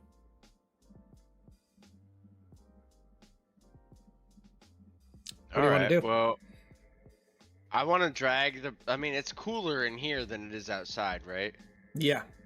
I mean, a fresh kill is going to stay good for several hours anyway, as long as none of the No flies. scavengers get to it. So I'm going to dig a little, like, the quickest hole that I can, like, so half-assed in the side here. And Okay. just shove the kill in between the rocks there. And like just cover it as best I can with debris and rocks and dirt and stuff, and then I'm just gonna continue after the captain, spending no more than like probably a minute and a half doing that. Okay, I put a little note right there. Terrorbird kill. We're coming back for it 100%. Kamaji would never leave a kill like that. Okay. That's wasted food. Good eating. I will take us We need a back. party. I can't take back my javelin. That's totally fine to do. I feel like And that I'm- should just be like, as long as your kill didn't like fall down a cliffside or something like that. That's pretty much just like once the encounter is over, that's an auto do type of thing that you don't need to worry about. Yep. Okay. And you've established Also, I could... a new location, by the way. This is one of the ones that you rolled for earlier, so it has been discovered. And then as far as the arrows go, do arrows break or can we replenish arrows as well? You could replenish if you, let's have you roll ooh. Let me do this first and I'll look that up. Okay. Get this up. Let's have you roll the survival check. Oh, good. Something I'm bad at.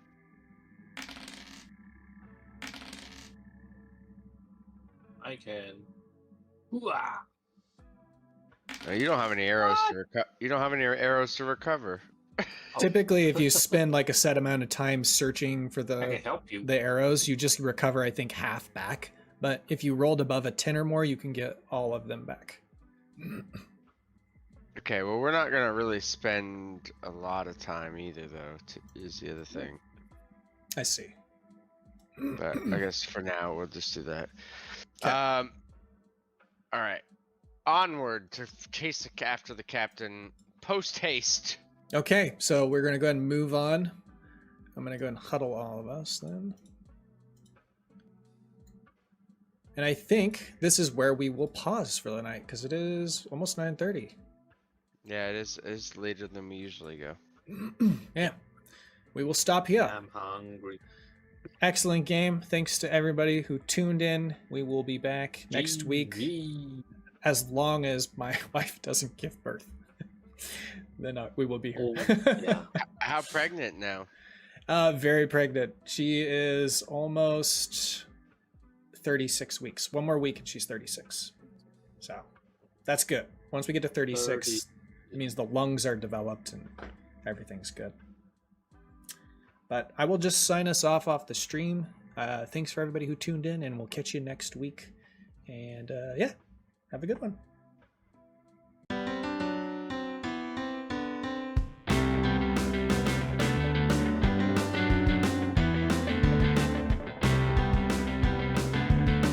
I guess I couldn't stand it. Now I finally feel free as we explore this planet. Your help is what I need. Roll the dice and make your move. I've got nothing left to prove. I know that you will have my hand as we navigate the strange land. I know I was feeling trapped. What I needed was liberation. Now I know you got my back as we continue our exploration. Roll the dice and make your move. I've got nothing left to prove. I know that you will have my hand as we navigate the strange land. This strange land.